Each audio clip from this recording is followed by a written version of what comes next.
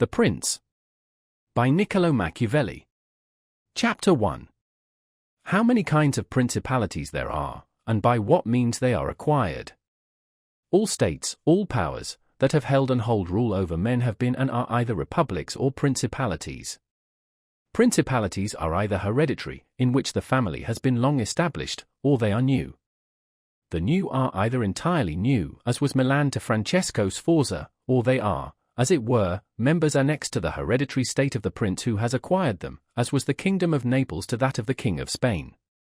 Such dominions thus acquired are either accustomed to live under a prince, or to live in freedom, and are acquired either by the arms of the prince himself, or of others, or else by fortune or by ability. Chapter 2. Concerning hereditary principalities. I will leave out all discussion on republics, inasmuch as in another place I have written of them at length, and will address myself only to principalities. In doing so I will keep to the order indicated above, and discuss how such principalities are to be ruled and preserved. I say at once there are fewer difficulties in holding hereditary states, and those long accustomed to the family of their prince, than new ones, for it is sufficient only not to transgress the customs of his ancestors, and to deal prudently with circumstances as they arise, for a prince of average powers to maintain himself in his state, unless he be deprived of it by some extraordinary and excessive force, and if he should be so deprived of it, whenever anything sinister happens to the usurper, he will regain it. We have in Italy, for example, the Duke of Ferrara, who could not have withstood the attacks of the Venetians in 84, nor those of Pope Julius in 10, unless he had been long established in his dominions. For the hereditary prince has less cause and less necessity to offend, hence it happens that he will be more loved, and unless extraordinary vices cause him to be hated, it is reasonable to expect that his subjects will be naturally well disposed towards him, and in the antiquity and duration of his rule the memories and motives that make for change are lost, for one change always leaves the toothing for another. Chapter 3. Concerning mixed principalities. But the difficulties occur in a new principality. And firstly, if it be not entirely new, but is, as it were, a member of a state which, taken collectively, may be called composite, the changes arise chiefly from an inherent difficulty which there is in all new principalities, for men change their rulers willingly, hoping to better themselves, and this hope induces them to take up arms against him who rules, wherein they are deceived, because they afterwards find by experience they have gone from bad to worse. This follows also on another natural and common necessity, which always causes a new prince to burden those who have submitted to him with his soldiery and with infinite other hardships which he must put upon his new acquisition. In this way you have enemies in all those whom you have injured in seizing that principality, and you are not able to keep those friends who put you there because of your not being able to satisfy them in the way they expected, and you cannot take strong measures against them, feeling bound to them. For, although one may be very strong in armed forces, yet in entering a province one has always need of the goodwill of the natives. For these reasons Louis XII, King of France, quickly occupied Milan, and as quickly lost it, and to turn him out the first time it only needed Lodovico's own forces, because those who had opened the gates to him, finding themselves deceived in their hopes of future benefit, would not endure the ill treatment of the new prince. It is very true that, after acquiring rebellious provinces a second time, they are not so lightly lost afterwards, because the prince, with little reluctance, takes the opportunity of the rebellion to punish the delinquents, to clear out the suspects, and to strengthen himself in the weakest places. Thus to cause France to lose Milan the first time it was enough for the Duke Lodovico to raise insurrections on the borders, but to cause him to lose it a second time it was necessary to bring the whole world against him, and that his armies should be defeated and driven out of Italy, which followed from the causes above mentioned. Nevertheless Milan was taken from France both the first and the second time. The general reasons for the first have been discussed, it remains to name those for the second, and to see what resources he had, and what anyone in his situation would have had for maintaining himself more securely in his acquisition than did the King of France. Now I say that those dominions which, when acquired, are added to an ancient state by him who acquires them, are either of the same country and language, or they are not. When they are, it is easier to hold them, especially when they have not been accustomed to self-government, and to hold them securely it is enough to have destroyed the family of the prince who was ruling them, because the two peoples, preserving in other things the old conditions, and not being unlike in customs, will live quietly together, as one has seen in Brittany, Burgundy, Gascony, and Normandy, which have been bound to France for so long a time, and, although there may be some difference in language, nevertheless the customs are alike, and the people will easily be able to get on amongst themselves. He who has annexed them, if he wishes to hold them, has only to bear in mind two considerations: the one, that the family of their former lord is extinguished; the other, that neither their laws nor their taxes are altered, so that in a very short time they will become entirely one body with the old principality. But when states are acquired in a country differing in language, customs, or laws, there are difficulties, and good fortune and great energy are needed to hold them, and one of the greatest and most real helps would be that he who has acquired them should go and reside there. This would make his position more secure and durable, as it has made that of the Turk in Greece, who, notwithstanding all the other measures taken by him for holding that state, if he had not settled there, would not have been able to keep it. Because, if one is on the spot, disorders are seen as they spring up, and one can quickly remedy them, but if one is not at hand, they are heard of only when they are great, and then one can no longer remedy them. Besides this, the country is not pillaged by your officials, the subjects are satisfied by prompt recourse to the prince, thus, wishing to be good, they have more cause to love him, and wishing to be otherwise, to fear him. He who would attack that state from the outside must have the utmost caution; as long as the prince resides there it can only be wrested from him with the greatest difficulty. The other and better course is to send colonies to one or two places, which may be as keys to that state, for it is necessary either to do this or else to keep there a great number of cavalry and infantry. A prince does not spend much on colonies, for with little or no expense he can send them out and keep them there, and he offends a minority only of the citizens from whom he takes lands and houses to give them to the new inhabitants, and those whom he offends, remaining poor and scattered, are never able to injure him, whilst the rest being uninjured are easily kept quiet, and at the same time are anxious not to err for fear it should happen to them as it has to those who have been despoiled. In conclusion, I say that these colonies are not costly, they are more faithful, they injure less, and the injured, as has been said, being poor and scattered, cannot hurt. Upon this, one has to remark that men ought either to be well treated or crushed, because they can avenge themselves of lighter injuries, of more serious ones they cannot. Therefore the injury that is to be done to a man ought to be of such a kind that one does not stand in fear of revenge. But in maintaining armed men there in place of colonies one spends much more, having to consume on the garrison all the income from the state, so that the acquisition turns into a loss, and many more are exasperated, because the whole state is injured. Through the shifting of the garrison up and down all become acquainted with hardship, and all become hostile, and they are enemies who, whilst beaten on their own ground, are yet able to do hurt. For every reason, therefore, such guards are as useless as a colony is useful. Again, the prince who holds a country differing in the above respects ought to make himself the head and defender of his less powerful neighbors, and to weaken the more powerful amongst them, taking care that no foreigner as powerful as himself shall, by any accident, get a footing there, for it will always happen that such a one will be introduced by those who are discontented, either through excess of ambition or through fear, as one has seen already. The Romans were brought into Greece by the Aetolians, and in every other country where they obtained a footing they were brought in by the inhabitants. And the usual course of affairs is that, as soon as a powerful foreigner enters a country, all the subject states are drawn to him, moved by the hatred which they feel against the ruling power. So that in respect to those subject states he has not to take any trouble to gain them over to himself, for the whole of them quickly rally to the state which he has acquired there. He has only to take care that they do not get hold of too much power and too much authority, and then with his own forces, and with their goodwill, he can easily keep down the more powerful of them, so as to remain entirely master in the country. And he who does not properly manage this business will soon lose what he has acquired, and whilst he does hold it he will have endless difficulties and troubles. The Romans, in the countries which they annexed, observed closely these measures. They sent colonies and maintained friendly relations with the minor powers. Without increasing their strength, they kept down the greater, and did not allow any strong foreign powers to gain authority. Greece appears to me sufficient for an example. The Achaeans and Aetolians were kept friendly by them, the kingdom of Macedonia was humbled, Antiochus was driven out, yet the merits of the Achaeans and Aetolians never secured for them permission to increase their power, nor did the persuasions of Philip ever induce the Romans to be his friends without first humbling him, nor did the influence of Antiochus make them agree that he should retain any lordship over the country. Because the Romans did in these instances what all prudent princes ought to do, who have to regard not only present troubles, but also future ones, for which they must prepare with every energy, because, when foreseen, it is easy to remedy them, but if you wait until they approach, the medicine is no longer in time because the malady has become incurable, for it happens in this, as the physicians say it happens in hectic fever, that in the beginning of the malady it is easy to cure but difficult to detect, but in the course of time, not having been either detected or treated in the beginning, it becomes easy to detect but difficult to cure.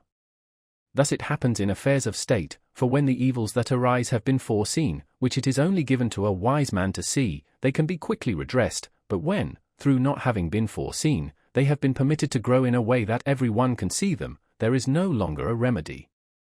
Therefore, the Romans, foreseeing troubles, dealt with them at once, and, even to avoid a war, would not let them come to a head, for they knew that war is not to be avoided, but is only to be put off to the advantage of others. Moreover, they wished to fight with Philip and Antichius in Greece so as not to have to do it in Italy. They could have avoided both, but this they did not wish, nor did that ever please them which is forever in the mouths of the wise ones of our time. Let us enjoy the benefits of the time, but rather the benefits of their own valor and prudence, for time drives everything before it, and is able to bring with it good as well as evil, and evil as well as good. But let us turn to France and inquire whether she has done any of the things mentioned. I will speak of Louis, and not of Charles, as the one whose conduct is the better to be observed, he having held possession of Italy for the longest period, and you will see that he has done the opposite to those things which ought to be done to retain a state composed of divers elements. King Louis was brought into Italy by the ambition of the Venetians, who desired to obtain half the state of Lombardy by his intervention.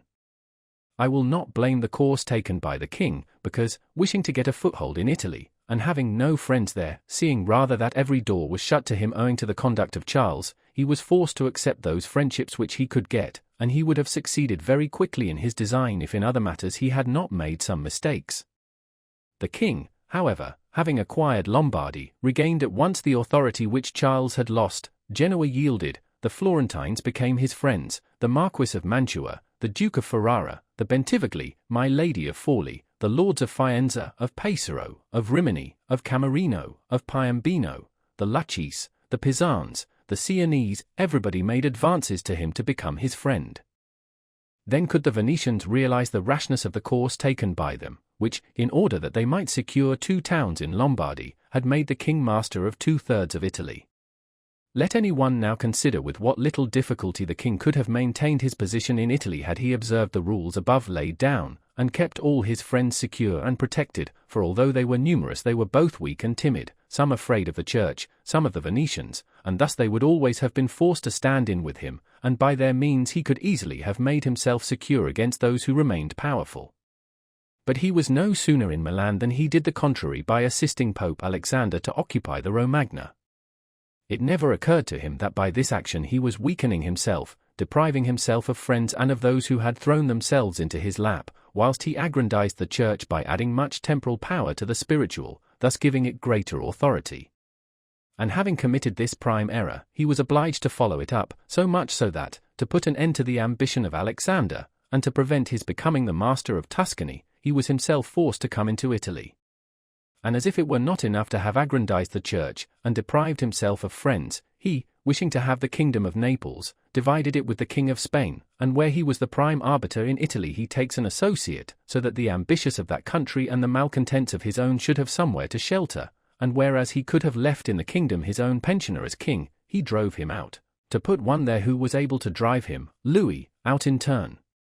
The wish to acquire is in truth very natural and common, and men always do so when they can, and for this they will be praised not blamed, but when they cannot do so, yet wish to do so by any means, then there is folly and blame.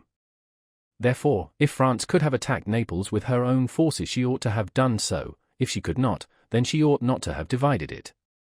And if the partition which she made with the Venetians in Lombardy was justified by the excuse that by it she got a foothold in Italy, this other partition merited blame, for it had not the excuse of that necessity. Therefore Louis made these 5 errors: he destroyed the minor powers, he increased the strength of one of the greater powers in Italy, he brought in a foreign power, he did not settle in the country, he did not send colonies. Which errors, had he lived, were not enough to injure him had he not made a 6th by taking away their dominions from the Venetians, because, had he not aggrandized the church, nor brought Spain into Italy, it would have been very reasonable and necessary to humble them, but having first taken these steps, he ought never to have consented to their ruin, for they, being powerful, would always have kept off others from designs on Lombardy, to which the Venetians would never have consented except to become masters themselves there, also because the others would not wish to take Lombardy from France in order to give it to the Venetians, and to run counter to both they would not have had the courage. And if any one should say, King Louis yielded the Romagna to Alexander and the kingdom to Spain to avoid war, I answer for the reasons given above that a blunder ought never to be perpetrated to avoid war, because it is not to be avoided, but is only deferred to your disadvantage. And if another should allege the pledge which the king had given to the Pope that he would assist him in the enterprise, in exchange for the dissolution of his marriage and for the cap to ruin, to that I reply what I shall write later on concerning the faith of princes, and how it ought to be kept. Thus King Louis lost Lombardy by not having followed any of the conditions observed by those who have taken possession of countries and wish to retain them. Nor is there any miracle in this, but much that is reasonable and quite natural. And on these matters I spoke at Nantes with Rouen, when Valentino, a Cesare Borgia, the son of Pope Alexander, was usually called, occupied the Romagna, and on Cardinal Rouen observing to me that the Italians did not understand war, I replied to him that the French did not understand statecraft, meaning that otherwise they would not have allowed the Church to reach such greatness. And in fact it has been seen that the greatness of the Church and of Spain in Italy has been caused by France, and her ruin may be attributed to them. From this a general rule is drawn which never or rarely fails, that he who is the cause of another becoming powerful is ruined, because that predominancy has been brought about either by astuteness or else by force, and both are distrusted by him who has been raised to power. Chapter 4. Why the kingdom of Darius, conquered by Alexander, did not rebel against the successors of Alexander at his death. Considering the difficulties which men have had to hold to a newly acquired state, some might wonder how, seeing that Alexander the Great became the master of Asia in a few years, and died whilst it was scarcely settled, whence it might appear reasonable that the whole empire would have rebelled, nevertheless his successors maintained themselves, and had to meet no other difficulty than that which arose among themselves from their own ambitions. I answer that the principalities of which one has record are found to be governed in two different ways, either by a prince, with a body of servants, who assist him to govern the kingdom as ministers by his favor and permission, or by a prince and barons, who hold that dignity by antiquity of blood and not by the grace of the prince. Such barons have states and their own subjects, who recognize them as lords and hold them in natural affection. Those states that are governed by a prince and his servants hold their prince in more consideration, because in all the country there is no one who is recognized as superior to him, and if they yield obedience to another they do it as to a minister and official, and they do not bear him any particular affection. The examples of these two governments in our time are the Turk and the King of France.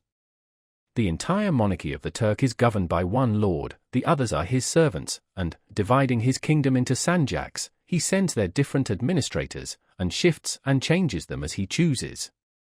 But the King of France is placed in the midst of an ancient body of lords, acknowledged by their own subjects, and beloved by them. They have their own prerogatives, nor can the king take these away except at his peril. Therefore, he who considers both of these states will recognize great difficulties in seizing the state of the Turk, but, once it is conquered, great ease in holding it. The causes of the difficulties in seizing the kingdom of the Turk are that the usurper cannot be called in by the princes of the kingdom, nor can he hope to be assisted in his designs by the revolt of those whom the Lord has around him. This arises from the reasons given above, for his ministers, being all slaves and bondmen, can only be corrupted with great difficulty, and one can expect little advantage from them when they have been corrupted, as they cannot carry the people with them, for the reasons assigned. Hence, he who attacks the Turk must bear in mind that he will find him united, and he will have to rely more on his own strength than on the revolt of others. But if once the Turk has been conquered, and routed in the field in such a way that he cannot replace his armies, there is nothing to fear but the family of this prince, and, this being exterminated, there remains no one to fear, the others having no credit with the people. And as the conqueror did not rely on them before his victory, so he ought not to fear them after it. The contrary happens in kingdoms governed like that of France, because one can easily enter there by gaining over some baron of the kingdom, for one always finds malcontents and such as desire a change. Such men, for the reasons given, can open the way into the state and render the victory easy, but if you wish to hold it afterwards, you meet with infinite difficulties, both from those who have assisted you and from those you have crushed. Nor is it enough for you to have exterminated the family of the prince, because the lords that remain make themselves the heads of fresh movements against you, and as you are unable either to satisfy or exterminate them, that state is lost whenever time brings the opportunity. Now if you will consider what was the nature of the government of Darius, you will find it similar to the kingdom of the Turk, and therefore it was only necessary for Alexander, first to overthrow him in the field, and then to take the country from him. After which victory, Darius being killed, the state remained secure to Alexander, for the above reasons. And if his successors had been united they would have enjoyed it securely and at their ease, for there were no tumults raised in the kingdom except those they provoked themselves. But it is impossible to hold with such tranquility states constituted like that of France. Hence arose those frequent rebellions against the Romans in Spain, France, and Greece, owing to the many principalities there were in these states, of which, as long as the memory of them endured, the Romans always held an insecure possession, but with the power and long continuance of the empire the memory of them passed away, and the Romans then became secure possessors. And when fighting afterwards amongst themselves, each one was able to attach to himself his own parts of the country, according to the authority he had assumed there, and the family of the former lord being exterminated, none other than the Romans were acknowledged. When these things are remembered no one will marvel at the ease with which Alexander held the empire of Asia, or at the difficulties which others have had to keep an acquisition, such as Pyrrhus and many more. This is not occasioned by the little or abundance of ability in the conqueror, but by the want of uniformity in the subject state. Chapter 5. Concerning the way to govern cities or principalities which lived under their own laws before they were annexed. Whenever those states which have been acquired as stated have been accustomed to live under their own laws and in freedom, there are three courses for those who wish to hold them. The first is to ruin them, the next is to reside there in person, the third is to permit them to live under their own laws, drawing a tribute, and establishing within it an oligarchy which will keep it friendly to you. Because such a government, being created by the prince, knows that it cannot stand without his friendship and interest, and does its utmost to support him, and therefore he who would keep a city accustomed to freedom will hold it more easily by the means of its own citizens than in any other way. There are, for example, the Spartans and the Romans. The Spartans held Athens and Thebes, establishing there an oligarchy, nevertheless they lost them. The Romans, in order to hold Capua, Carthage, and Numantia, dismantled them, and did not lose them. They wished to hold Greece as the Spartans held it, making it free and permitting its laws, and did not succeed.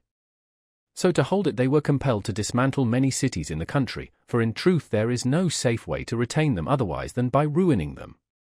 And he who becomes master of a city accustomed to freedom and does not destroy it, may expect to be destroyed by it, for in rebellion it has always the watchword of liberty and its ancient privileges as a rallying point, which neither time nor benefits will ever cause it to forget. And whatever you may do or provide against, they never forget that name or their privileges unless they are disunited or dispersed, but at every chance they immediately rally to them, as Pisa after the 100 years she had been held in bondage by the Florentines. But when cities or countries are accustomed to live under a prince, and his family is exterminated, they, being on the one hand accustomed to obey and on the other hand not having the old prince, cannot agree in making one from amongst themselves, and they do not know how to govern themselves. For this reason they are very slow to take up arms, and a prince can gain them to himself and secure them much more easily. But in republics there is more vitality, greater hatred, and more desire for vengeance, which will never permit them to allow the memory of their former liberty to rest, so that the safest way is to destroy them or to reside there. Chapter 6. Concerning new principalities which are acquired by one's own arms and ability. Let no one be surprised if, in speaking of entirely new principalities as I shall do, I adduce the highest examples both of prince and of state, because men, walking almost always in paths beaten by others, and following by imitation their deeds, are yet unable to keep entirely to the ways of others or attain to the power of those they imitate. A wise man ought always to follow the paths beaten by great men, and to imitate those who have been supreme, so that if his ability does not equal theirs, at least it will savor of it. Let him act like the clever archers who, designing to hit the mark which yet appears too far distant, and knowing the limits to which the strength of their bow attains, take aim much higher than the mark, not to reach by their strength or arrow to so great a height, but to be able with the aid of so high an aim to hit the mark they wish to reach. I say, therefore, that in entirely new principalities, where there is a new prince, more or less difficulty is found in keeping them, accordingly as there is more or less ability in him who has acquired the state. Now, as the fact of becoming a prince from a private station presupposes either ability or fortune, it is clear that one or other of these things will mitigate in some degree many difficulties. Nevertheless, he who has relied least on fortune is established the strongest. Further, it facilitates matters when the prince, having no other state, is compelled to reside there in person. But to come to those who, by their own ability and not through fortune, have risen to be princes, I say that Moses, Cyrus, Romulus, Theseus, and such like are the most excellent examples. And although one may not discuss Moses, he having been a mere executor of the will of God, yet he ought to be admired, if only for that favor which made him worthy to speak with God. But in considering Cyrus and others who have acquired or founded kingdoms, all will be found admirable, and if their particular deeds and conduct shall be considered, they will not be found inferior to those of Moses, although he had so great a preceptor. And in examining their actions and lives one cannot see that they owed anything to fortune beyond opportunity, which brought them the material to mold into the form which seemed best to them. Without that opportunity their powers of mind would have been extinguished, and without those powers the opportunity would have come in vain. It was necessary, therefore, to Moses that he should find the people of Israel in Egypt enslaved and oppressed by the Egyptians, in order that they should be disposed to follow him so as to be delivered out of bondage. It was necessary that Romulus should not remain in Alba, and that he should be abandoned at his birth, in order that he should become king of Rome and founder of the fatherland. It was necessary that Cyrus should find the Persians discontented with the government of the Medes, and the Medes soft and effeminate through their long peace. Theseus could not have shown his ability had he not found the Athenians dispersed. These opportunities, therefore, made those men fortunate, and their high ability enabled them to recognize the opportunity whereby their country was ennobled and made famous. Those who by valorous ways become princes, like these men, acquire a principality with difficulty, but they keep it with ease. The difficulties they have in acquiring it rise in part from the new rules and methods which they are forced to introduce to establish their government and its security. And it ought to be remembered that there is nothing more difficult to take in hand, more perilous to conduct, or more uncertain in its success, than to take the lead in the introduction of a new order of things, because the innovator has for enemies all those who have done well under the old conditions, and lukewarm defenders in those who may do well under the new. This coolness arises partly from fear of the opponents, who have the laws on their side, and partly from the incredulity of men, who do not readily believe in new things until they have had a long experience of them. Thus it happens that whenever those who are hostile have the opportunity to attack they do it like partisans, whilst the others defend lukewarmly, in such wise that the prince is endangered along with them. It is necessary, therefore, if we desire to discuss this matter thoroughly, to inquire whether these innovators can rely on themselves or have to depend on others, that is to say, whether, to consummate their enterprise, have they to use prayers or can they use force. In the first instance they always succeed badly, and never compass anything, but when they can rely on themselves and use force, then they are rarely endangered. Hence it is that all armed prophets have conquered, and the unarmed ones have been destroyed. Besides the reasons mentioned, the nature of the people is variable, and whilst it is easy to persuade them, it is difficult to fix them in that persuasion. And thus it is necessary to take such measures that, when they believe no longer, it may be possible to make them believe by force.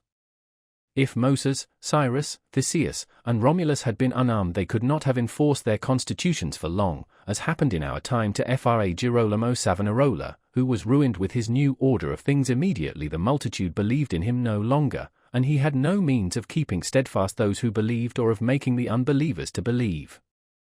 Therefore such as these have great difficulties in consummating their enterprise, for all their dangers are in the ascent, yet with ability they will overcome them, but when these are overcome, and those who envied them their success are exterminated, they will begin to be respected, and they will continue afterwards powerful, secure, honored, and happy. To these great examples I wish to add a lesser one, still it bears some resemblance to them, and I wish it to suffice me for all of a like kind. It is Hiero the Syracusan. This man rose from a private station to be prince of Syracuse, nor did he, either, owe anything to fortune but opportunity, for the Syracusans, being oppressed, chose him for their captain. Afterwards he was rewarded by being made their prince. He was of so great ability, even as a private citizen, that one who writes of him says he wanted nothing but a kingdom to be a king. This man abolished the old soldiery, organized the new, gave up old alliances, made new ones, and as he had his own soldiers and allies, on such foundations he was able to build any edifice. Thus, whilst he had endured much trouble in acquiring, he had but little in keeping. Chapter 7. Concerning new principalities which are acquired either by the arms of others or by good fortune. Those who solely by good fortune become princes from being private citizens have little trouble in rising, but much in keeping atop. They have not any difficulties on the way up, because they fly, but they have many when they reach the summit. Such are those to whom some state is given either for money or by the favor of him who bestows it, as happened to many in Greece, in the cities of Ionia and of the Hellespont, where princes were made by Darius, in order that they might hold the cities both for his security and his glory, as also were those emperors who, by the corruption of the soldiers, from being citizens came to empire. Such stand simply elevated upon the goodwill and the fortune of him who has elevated them, two most inconstant and unstable things. Neither have they the knowledge requisite for the position, because, unless they are men of great worth and ability, it is not reasonable to expect that they should know how to command, having always lived in a private condition. Besides, they cannot hold it because they have not forces which they can keep friendly and faithful. States that rise unexpectedly, then, like all other things in nature which are born and grow rapidly, cannot leave their foundations and correspondencies fixed in such a way that the first storm will not overthrow them, unless, as is said, those who unexpectedly become princes are men of so much ability that they know they have to be prepared at once to hold that which fortune has thrown into their laps, and that those foundations, which others have laid before they became princes, they must lay afterwards. Concerning these two methods of rising to be a prince by ability or fortune, I wish to adduce two examples within our own recollection, and these are Francesco Sforza and Cesare Borgia. Francesco, by proper means and with great ability, from being a private person rose to be Duke of Milan, and that which he had acquired with 1,000 anxieties he kept with little trouble. On the other hand, Cesare Borgia, called by the people Duke Valentino, acquired his state during the ascendancy of his father, and on its decline he lost it, notwithstanding that he had taken every measure and done all that ought to be done by a wise and able man to fix firmly his roots in the states which the arms and fortunes of others had bestowed on him. Francesco Sforza, born 1401, died 1466. He married Bianca Maria Visconti, a natural daughter of Filippo Visconti, the Duke of Milan, on whose death he procured his own elevation to the duchy. Machiavelli was the accredited agent of the Florentine Republic to Cesare Borgia, 1478 to 1507, during the transactions which led up to the assassinations of the Orsini and Vitelli at Sinigalia, and along with his letters to his chiefs in Florence he has left an account, written 10 years before the prince, of the proceedings of the Duke in his Descrizione del modo tenuto dal Duca Valentino nello Amazzari Vitellozzo Vitelli, etc., a translation of which is appended to the present work. Because, as is stated above, he who has not first laid his foundations may be able with great ability to lay them afterwards, but they will be laid with trouble to the architect and danger to the building. If, therefore, all the steps taken by the Duke be considered, it will be seen that he laid solid foundations for his future power, and I do not consider it superfluous to discuss them, because I do not know what better precepts to give a new prince than the example of his actions, and if his dispositions were of no avail, that was not his fault, but the extraordinary and extreme malignity of fortune. Alexander VI, in wishing to aggrandize the Duke, his son, had many immediate and prospective difficulties. Firstly, he did not see his way to make him master of any state that was not a state of the Church, and if he was willing to rob the Church he knew that the Duke of Milan and the Venetians would not consent, because Faenza and Rimini were already under the protection of the Venetians. Besides this, he saw the arms of Italy, especially those by which he might have been assisted, in hands that would fear the aggrandizement of the Pope, namely, the Orsini and the Colonnesi and their following. It behoved him, therefore, to upset this state of affairs and embroil the powers, so as to make himself securely master of part of their states. This was easy for him to do, because he found the Venetians, moved by other reasons, inclined to bring back the French into Italy. He would not only not oppose this, but he would render it more easy by dissolving the former marriage of King Louis. Therefore the king came into Italy with the assistance of the Venetians and the consent of Alexander. He was no sooner in Milan than the Pope had soldiers from him for the attempt on the Romagna, which yielded to him on the reputation of the king. The Duke, therefore, having acquired the Romagna and beaten the Colonnesi, while wishing to hold that and to advance further, was hindered by two things: the one, his forces did not appear loyal to him; the other, the goodwill of France, that is to say, he feared that the forces of the Orsini, which he was using, would not stand to him, that not only might they hinder him from winning more, but might themselves seize what he had won, and that the king might also do the same. Of the Orsini he had a warning when, after taking Faenza and attacking Bologna, he saw them go very unwillingly to that attack. And as to the king, he learned his mind when he himself, after taking the Duchy of Urbino, attacked Tuscany, and the king made him desist from that undertaking. Hence the duke decided to depend no more upon the arms and the luck of others. For the first thing he weakened the Orsini and Colonnesi parties in Rome, by gaining to himself all their adherents who were gentlemen, making them his gentlemen, giving them good pay, and, according to their rank, honoring them with office and command in such a way that in a few months all attachment to the factions was destroyed and turned entirely to the duke. After this he awaited an opportunity to crush the Orsini, having scattered the adherents of the Colonna house.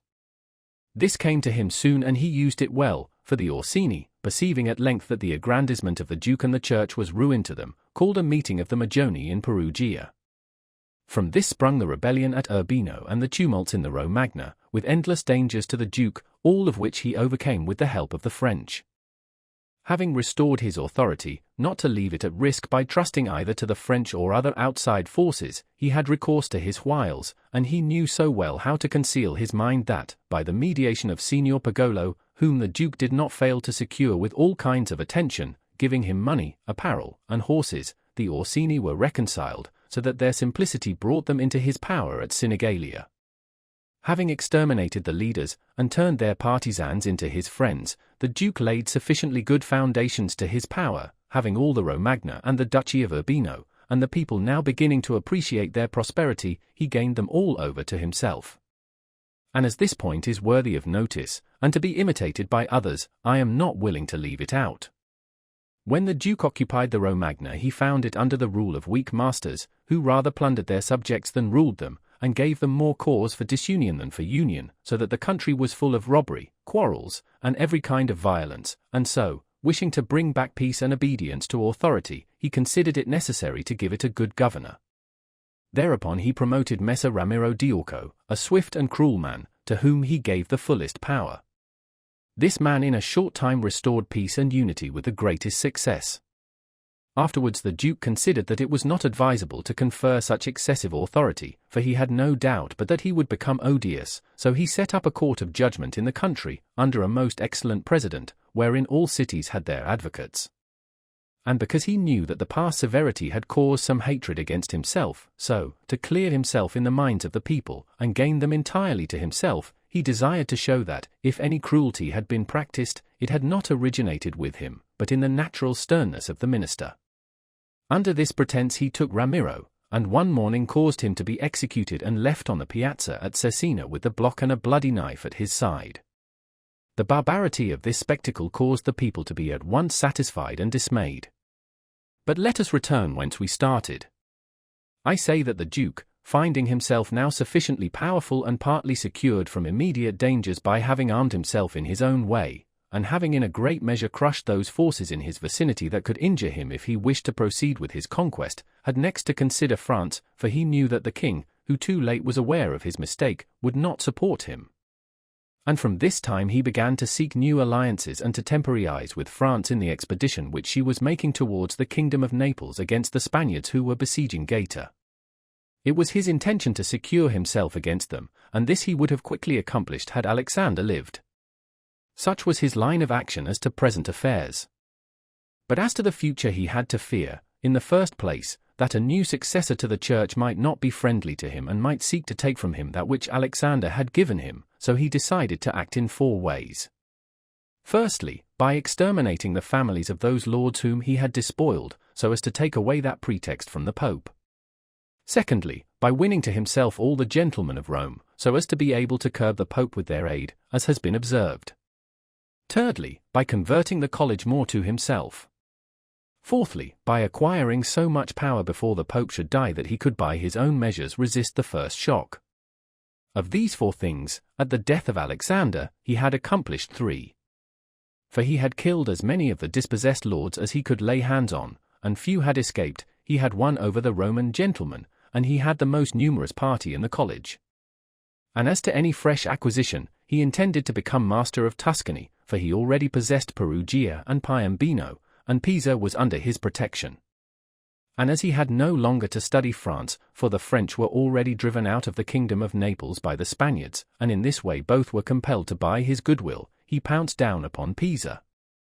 After this, Lucca and Siena yielded at once, partly through hatred and partly through fear of the Florentines, and the Florentines would have had no remedy had he continued to prosper, as he was prospering the year that Alexander died, for he had acquired so much power and reputation that he would have stood by himself, and no longer have depended on the luck and the forces of others, but solely on his own power and ability. But Alexander died 5 years after he had first drawn the sword. He left the Duke with the state of Romagna alone consolidated, with the rest in the air, between two most powerful hostile armies, and sick unto death. Yet there were in the Duke such boldness and ability, and he knew so well how men are to be won or lost, and so firm were the foundations which in so short a time he had laid, that if he had not had those armies on his back, or if he had been in good health, he would have overcome all difficulties. And it is seen that his foundations were good, for the Romagna awaited him for more than a month. In Rome, although but half alive, he remained secure, and whilst the Baglioni, the Vitelli, and the Orsini might come to Rome, they could not effect anything against him. If he could not have made Pope him whom he wished, at least the one whom he did not wish would not have been elected. But if he had been in sound health at the death of Alexander, everything would have been different to him. On the day that Julius II was elected, he told me that he had thought of everything that might occur at the death of his father, and had provided a remedy for all, except that he had never anticipated that, when the death did happen, he himself would be on the point to die. When all the actions of the Duke are recalled, I do not know how to blame him, but rather it appears to be, as I have said, that I ought to offer him for imitation to all those who, by the fortune or the arms of others, are raised to government. Because he, having a lofty spirit and far-reaching aims, could not have regulated his conduct otherwise, and only the shortness of the life of Alexander and his own sickness frustrated his designs. Therefore, he who considers it necessary to secure himself in his new principality, to win friends, to overcome either by force or fraud, to make himself beloved and feared by the people, to be followed and revered by the soldiers, to exterminate those who have power or reason to hurt him, to change the old order of things for new, to be severe and gracious, magnanimous and liberal, to destroy a disloyal soldiery and to create new, to maintain friendship with kings and princes in such a way that they must help him with zeal and offend with caution, cannot find a more lively example than the actions of this man. Only can he be blamed for the election of Julius II, in whom he made a bad choice, because, as is said, not being able to elect a pope to his own mind, he could have hindered any other from being elected pope, and he ought never to have consented to the election of any cardinal whom he had injured or who had cause to fear him if they became pontiffs. For men injure either from fear or hatred. Those whom he had injured, amongst others, were San Pietro ad Vincula, Colonna, San Giorgio, and Ascanio. The rest, in becoming pope, had to fear him, ruin and the Spaniards excepted, the latter from their relationship and obligations, the former from his influence, the kingdom of France having relations with him. Therefore, above everything, the Duke ought to have created a Spaniard pope, and, failing him, he ought to have consented to ruin and not San Pietro ad Vincula. He who believes that new benefits will cause great personages to forget old injuries is deceived. Therefore, the Duke erred in his choice, and it was the cause of his ultimate ruin. Chapter 8. Concerning those who have obtained a principality by wickedness. Although a prince may rise from a private station in two ways, neither of which can be entirely attributed to fortune or genius, yet it is manifest to me that I must not be silent on them, although one could be more copiously treated when I discuss republics. These methods are when, either by some wicked or nefarious ways, one ascends to the principality, or when by the favor of his fellow citizens a private person becomes the prince of his country. And speaking of the first method, it will be illustrated by two examples, one ancient, the other modern, and without entering further into the subject, I consider these two examples will suffice those who may be compelled to follow them. Agathocles, the Sicilian, became king of Syracuse not only from a private but from a low and abject position. This man, the son of a potter, through all the changes in his fortunes always led an infamous life. Nevertheless, he accompanied his infamies with so much ability of mind and body that, having devoted himself to the military profession, he rose through its ranks to be praetor of Syracuse. Being established in that position, and having deliberately resolved to make himself prince and to seize by violence, without obligation to others, that which had been conceded to him by assent, he came to an understanding for this purpose with Hamilcar, the Carthaginian, who, with his army, was fighting in Sicily. One morning he assembled the people and the Senate of Syracuse, as if he had to discuss with them things relating to the Republic, and at a given signal the soldiers killed all the senators and the richest of the people. These dead, he seized and held the princedom of that city without any civil commotion. And although he was twice routed by the Carthaginians, and ultimately besieged, yet not only was he able to defend his city, but leaving part of his men for its defense, with the others he attacked Africa, and in a short time raised the siege of Syracuse. The Carthaginians, reduced to extreme necessity, were compelled to come to terms with Agathocles, and, leaving Sicily to him, had to be content with the possession of Africa. Therefore, he who considers the actions and the genius of this man will see nothing, or little, which can be attributed to fortune, inasmuch as he attained preeminence, as is shown above, not by the favor of any one, but step by step in the military profession, which steps were gained with 1,000 troubles and perils, and were afterwards boldly held by him with many hazardous dangers. Yet it cannot be called talent to slay fellow citizens, to deceive friends, to be without faith, without mercy, without religion. Such methods may gain empire, but not glory. Still, if the courage of Agathocles in entering into and extricating himself from dangers be considered, together with his greatness of mind in enduring and overcoming hardships, it cannot be seen why he should be esteemed less than the most notable captain. Nevertheless, his barbarous cruelty and inhumanity with infinite wickedness do not permit him to be celebrated among the most excellent men. What he achieved cannot be attributed either to fortune or genius. In our times, during the rule of Alexander VI, Oliverotto da Fermo, having been left an orphan many years before, was brought up by his maternal uncle, Giovanni Fogliani, and in the early days of his youth sent to fight under Pagolo Vitelli, that, being trained under his discipline, he might attain some high position in the military profession. After Pagolo died, he fought under his brother Vitellozzo, and in a very short time, being endowed with wit and a vigorous body and mind, he became the first man in his profession. But it appearing a paltry thing to serve under others, he resolved, with the aid of some citizens of Fermo, to whom the slavery of their country was dearer than its liberty, and with the help of the Vitelleschi, to seize Fermo. So he wrote to Giovanni Fogliani that, having been away from home for many years, he wished to visit him and his city, and in some measure to look upon his patrimony, and although he had not labored to acquire anything except honor, yet, in order that the citizens should see he had not spent his time in vain, he desired to come honorably, so would be accompanied by 100 horsemen, his friends and retainers, and he entreated Giovanni to arrange that he should be received honorably by the Fermians, all of which would be not only to his honor, but also to that of Giovanni himself, who had brought him up. Giovanni, therefore, did not fail in any attentions due to his nephew, and he caused him to be honorably received by the Fermians, and he lodged him in his own house, where, having passed some days, and having arranged what was necessary for his wicked designs, Oliverotto gave a solemn banquet to which he invited Giovanni Fogliani and the chiefs of Fermo. When the viands and all the other entertainments that are usual in such banquets were finished, Oliverotto artfully began certain grave discourses, speaking of the greatness of Pope Alexander and his son Cesare, and of their enterprises, to which discourse Giovanni and others answered, but he rose at once, saying that such matters ought to be discussed in a more private place, and he betook himself to a chamber, whither Giovanni and the rest of the citizens went in after him. No sooner were they seated than soldiers issued from secret places and slaughtered Giovanni and the rest. After these murders Oliverotto, mounted on horseback, rode up and down the town and besieged the chief magistrate in the palace, so that in fear the people were forced to obey him, and to form a government, of which he made himself the prince.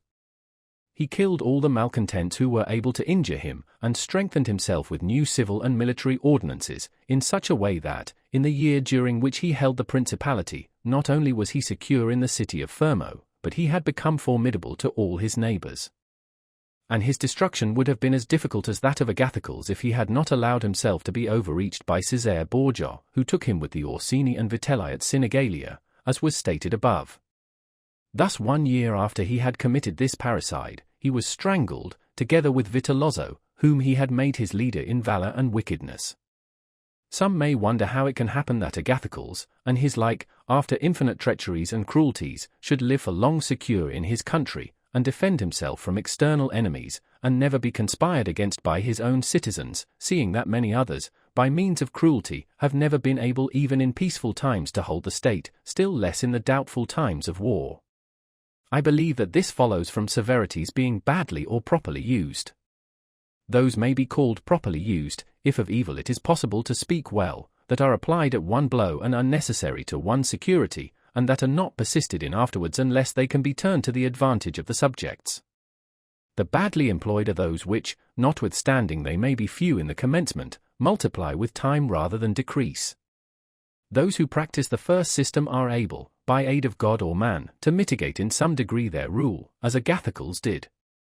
It is impossible for those who follow the other to maintain themselves. Hence it is to be remarked that, in seizing a state, the usurper ought to examine closely into all those injuries which it is necessary for him to inflict, and to do them all at one stroke so as not to have to repeat them daily, and thus by not unsettling men he will be able to reassure them, and win them to himself by benefits.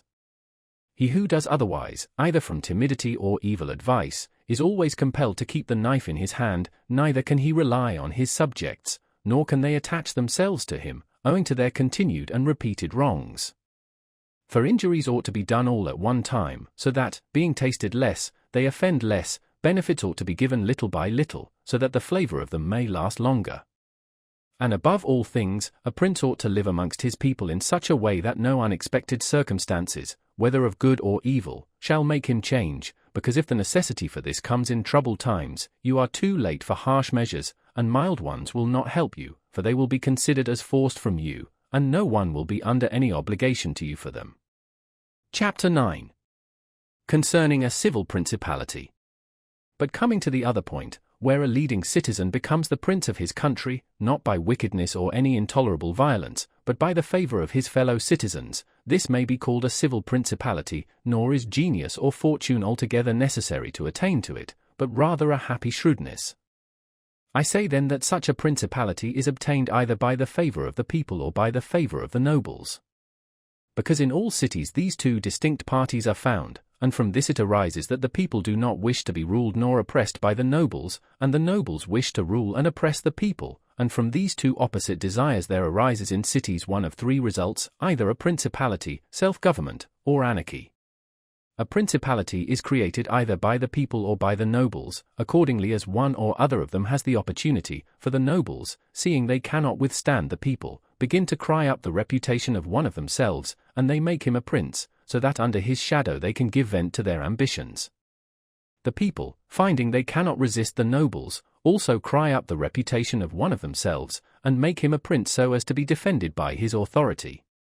He who obtains sovereignty by the assistance of the nobles maintains himself with more difficulty than he who comes to it by the aid of the people, because the former finds himself with many around him who consider themselves his equals, and because of this he can neither rule nor manage them to his liking. But he who reaches sovereignty by popular favor finds himself alone, and has none around him, or few, who are not prepared to obey him. Besides this, one cannot by fair dealing, and without injury to others, satisfy the nobles, but you can satisfy the people, for their object is more righteous than that of the nobles, the latter wishing to oppress, while the former only desire not to be oppressed. It is to be added also that a prince can never secure himself against a hostile people, because of their being too many, whilst from the nobles he can secure himself, as they are few in number. The worst that a prince may expect from a hostile people is to be abandoned by them, but from hostile nobles he has not only to fear abandonment, but also that they will rise against him, for they, being in these affairs more far-seeing and astute, always come forward in time to save themselves, and to obtain favors from him whom they expect to prevail. Further, the prince is compelled to live always with the same people, but he can do well without the same nobles, being able to make and unmake them daily, and to give or take away authority when it pleases him. Therefore, to make this point clearer, I say that the nobles ought to be looked at mainly in two ways, that is to say, they either shape their course in such a way as binds them entirely to your fortune, or they do not.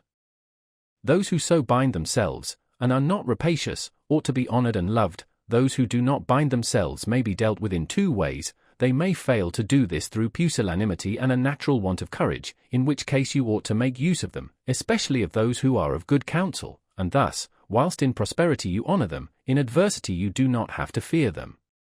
But when for their own ambitious ends they shun binding themselves, it is a token that they are giving more thought to themselves than to you, and a prince ought to guard against such, and to fear them as if they were open enemies, because in adversity they always help to ruin him. Therefore, one who becomes a prince through the favor of the people ought to keep them friendly, and this he can easily do, seeing they only ask not to be oppressed by him.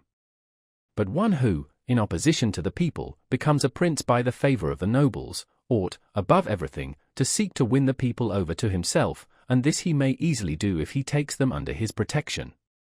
Because men, when they receive good from him of whom they were expecting evil, are bound more closely to their benefactor, thus the people quickly become more devoted to him than if he had been raised to the principality by their favors, and the prince can win their affections in many ways, but as these vary according to the circumstances one cannot give fixed rules, so I omit them, but, I repeat, it is necessary for a prince to have the people friendly, otherwise he has no security in adversity. Nobis, prince of the Spartans, sustained the attack of all Greece, and of a victorious Roman army, and against them he defended his country and his government, and for the overcoming of this peril it was only necessary for him to make himself secure against a few, but this would not have been sufficient had the people been hostile. And do not let any one impugn this statement with the trite proverb that he who builds on the people, builds on the mud, for this is true when a private citizen makes a foundation there, and persuades himself that the people will free him when he is oppressed by his enemies or by the magistrates, wherein he would find himself very often deceived, as happened to the Gracchi in Rome and to Messer Giorgio Scali in Florence. But granted a prince who has established himself as above, who can command, and is a man of courage, undismayed in adversity, who does not fail in other qualifications, and who, by his resolution and energy, keeps the whole people encouraged, such a one will never find himself deceived in them, and it will be shown that he has laid his foundations well. These principalities are liable to danger when they are passing from the civil to the absolute order of government, for such princes either rule personally or through magistrates. In the latter case their government is weaker and more insecure, because it rests entirely on the goodwill of those citizens who are raised to the magistracy, and who, especially in troubled times, can destroy the government with great ease, either by intrigue or open defiance, and the prince has not the chance amid tumults to exercise absolute authority, because the citizens and subjects, accustomed to receive orders from magistrates, are not of a mind to obey him amid these confusions, and there will always be in doubtful times a scarcity of men whom he can trust. For such a prince cannot rely upon what he observes in quiet times, when citizens have need of the state, because then every one agrees with him, they all promise, and when death is far distant they all wish to die for him, but in troubled times, when the state has need of its citizens, then he finds but few. And so much the more is this experiment dangerous, inasmuch as it can only be tried once. Therefore a wise prince ought to adopt such a course that his citizens will always in every sort and kind of circumstance have need of the state and of him, and then he will always find them faithful. Chapter 10. Concerning the way in which the strength of all principalities ought to be measured. It is necessary to consider another point in examining the character of these principalities, that is, whether a prince has such power that, in case of need, he can support himself with his own resources, or whether he has always need of the assistance of others. And to make this quite clear I say that I consider those who are able to support themselves by their own resources who can, either by abundance of men or money, raise a sufficient army to join battle against any one who comes to attack them, and I consider those always to have need of others who cannot show themselves against the enemy in the field, but are forced to defend themselves by sheltering behind walls. The first case has been discussed, but we will speak of it again should it recur.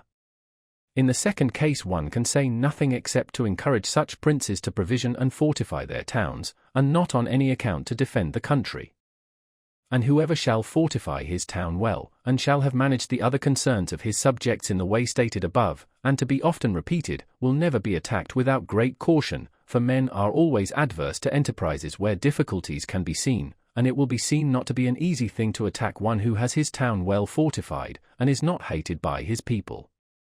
The cities of Germany are absolutely free, they own but little country around them, and they yield obedience to the emperor when it suits them, nor do they fear this or any other power they may have near them, because they are fortified in such a way that every one thinks the taking of them by assault would be tedious and difficult, seeing they have proper ditches and walls, they have sufficient artillery, and they always keep in public depots enough for 1 year's eating, drinking, and firing. And beyond this, to keep the people quiet and without loss to the state, they always have the means of giving work to the community in those labors that are the life and strength of the city, and on the pursuit of which the people are supported. They also hold military exercises in repute, and moreover have many ordinances to uphold them. Therefore, a prince who has a strong city, and had not made himself odious, will not be attacked, or if any one should attack he will only be driven off with disgrace again, because that the affairs of this world are so changeable, it is almost impossible to keep an army a whole year in the field without being interfered with. And whoever should reply, if the people have property outside the city, and see it burnt, they will not remain patient, and the long siege and self-interest will make them forget their prince. To this I answer that a powerful and courageous prince will overcome all such difficulties by giving at one time hope to his subjects that the evil will not be for long, at another time fear of the cruelty of the enemy, then preserving himself adroitly from those subjects who seem to him to be too bold. Further, the enemy would naturally on his arrival at once burn and ruin the country at the time when the spirits of the people are still hot and ready for the defense, and, therefore, so much the less ought the prince to hesitate, because after a time, when spirits have cooled, the damage is already done, the ills are incurred, and there is no longer any remedy, and therefore they are so much the more ready to unite with their prince, he appearing to be under obligations to them now that their houses have been burnt and their possessions ruined in his defense. For it is the nature of men to be bound by the benefits they confer as much as by those they receive. Therefore, if everything is well considered, it will not be difficult for a wise prince to keep the minds of his citizens steadfast from first to last, when he does not fail to support and defend them. Chapter 11. Concerning ecclesiastical principalities. It only remains now to speak of ecclesiastical principalities, touching which all difficulties are prior to getting possession, because they are acquired either by capacity or good fortune, and they can be held without either, for they are sustained by the ancient ordinances of religion, which are so all-powerful, and of such a character that the principalities may be held no matter how their princes behave and live. These princes alone have states and do not defend them, and they have subjects and do not rule them, and the states, although unguarded, are not taken from them, and the subjects, although not ruled, do not care, and they have neither the desire nor the ability to alienate themselves. Such principalities only are secure and happy. But being upheld by powers, to which the human mind cannot reach, I shall speak no more of them, because, being exalted and maintained by God, it would be the act of a presumptuous and rash man to discuss them. Nevertheless, if any one should ask of me how comes it that the Church has attained such greatness in temporal power, seeing that from Alexander backwards the Italian potentates, not only those who have been called potentates, but every baron and lord, though the smallest, have valued the temporal power very slightly, yet now a king of France trembles before it, and it has been able to drive him from Italy, and to ruin the Venetians. Although this may be very manifest, it does not appear to me superfluous to recall it in some measure to memory. Before Charles, King of France, passed into Italy, this country was under the dominion of the Pope, the Venetians, the King of Naples, the Duke of Milan, and the Florentines. These potentates had two principal anxieties, the one, that no foreigner should enter Italy under arms, the other, that none of themselves should seize more territory. Those about whom there was the most anxiety were the Pope and the Venetians. To restrain the Venetians the union of all the others was necessary, as it was for the defense of Ferrara, and to keep down the Pope they made use of the barons of Rome, who, being divided into two factions, Orsini and Colonnesi, had always a pretext for disorder, and, standing with arms in their hands under the eyes of the pontiff, kept the pontificate weak and powerless. And although there might arise sometimes a courageous pope, such as Sixtus, yet neither fortune nor wisdom could rid him of these annoyances. And the short life of a pope is also a cause of weakness, for in the 10 years, which is the average life of a pope, he can with difficulty lower one of the factions, and if, so to speak, one people should almost destroy the Colonnesi, another would arise hostile to the Orsini, who would support their opponents, and yet would not have time to ruin the Orsini. This was the reason why the temporal powers of the Pope were little esteemed in Italy. Alexander VI arose afterwards, who of all the pontiffs that have ever been showed how a pope with both money and arms was able to prevail, and through the instrumentality of the Duke Valentino, and by reason of the entry of the French, he brought about all those things which I have discussed above in the actions of the Duke. And although his intention was not to aggrandize the Church, but the Duke, nevertheless, what he did contributed to the greatness of the Church, which, after his death and the ruin of the Duke, became the heir to all his labors. Pope Julius came afterwards and found the Church strong, possessing all the Romagna, the barons of Rome reduced to impotence, and, through the chastisements of Alexander, the factions wiped out. He also found the way open to accumulate money in a manner such as had never been practiced before Alexander's time. Such things Julius not only followed, but improved upon, and he intended to gain Bologna, to ruin the Venetians, and to drive the French out of Italy. All of these enterprises prospered with him, and so much the more to his credit, inasmuch as he did everything to strengthen the Church and not any private person. He kept also the Orsini and Colonnesi factions within the bounds in which he found them, and although there was among them some mind to make disturbance, nevertheless he held two things firm, the one, the greatness of the Church, with which he terrified them, and the other, not allowing them to have their own cardinals, who caused the disorders among them. For whenever these factions have their cardinals they do not remain quiet for long, because cardinals foster the factions in Rome and out of it, and the barons are compelled to support them, and thus from the ambitions of prelates arise disorders and tumults among the barons. For these reasons His Holiness Pope Leo found the pontificate most powerful, and it is to be hoped that, if others made it great in arms, he will make it still greater and more venerated by his goodness and infinite other virtues. Chapter 12. How many kinds of soldiery there are, and concerning mercenaries. Having discoursed particularly on the characteristics of such principalities as in the beginning I propose to discuss, and having considered in some degree the causes of their being good or bad, and having shown the methods by which many have sought to acquire them and to hold them, it now remains for me to discuss generally the means of offense and defense which belong to each of them. We have seen above how necessary it is for a prince to have his foundations well laid, otherwise it follows of necessity he will go to ruin. The chief foundations of all states, new as well as old or composite, are good laws and good arms, and as there cannot be good laws where the state is not well armed, it follows that where they are well armed they have good laws. I shall leave the laws out of the discussion and shall speak of the arms. I say, therefore, that the arms with which a prince defends his state are either his own, or they are mercenaries, auxiliaries, or mixed. Mercenaries and auxiliaries are useless and dangerous, and if one holds his state based on these arms, he will stand neither firm nor safe, for they are disunited, ambitious, and without discipline, unfaithful, valiant before friends, cowardly before enemies, they have neither the fear of God nor fidelity to men, and destruction is deferred only so long as the attack is, for in peace one is robbed by them, and in war by the enemy. The fact is, they have no other attraction or reason for keeping the field than a trifle of stipend, which is not sufficient to make them willing to die for you. They are ready enough to be your soldiers whilst you do not make war, but if war comes they take themselves off or run from the foe, which I should have little trouble to prove, for the ruin of Italy has been caused by nothing else than by resting all her hopes for many years on mercenaries, and although they formerly made some display and appeared valiant amongst themselves, yet when the foreigners came they showed what they were. Thus it was that Charles, King of France, was allowed to seize Italy with chalk in hand, and he who told us that our sins were the cause of it told the truth, but they were not the sins he imagined, but those which I have related. And as they were the sins of princes, it is the princes who have also suffered the penalty. I wish to demonstrate further the infelicity of these arms. The mercenary captains are either capable men or they are not. If they are, you cannot trust them, because they always aspire to their own greatness, either by oppressing you, who are their master, or others contrary to your intentions, but if the captain is not skillful, you are ruined in the usual way. And if it be urged that whoever is armed will act in the same way, whether mercenary or not, I reply that when arms have to be resorted to, either by a prince or a republic, then the prince ought to go in person and perform the duty of a captain, the republic has to send its citizens, and when one is sent who does not turn out satisfactorily, it ought to recall him, and when one is worthy, to hold him by the law so that he does not leave the command.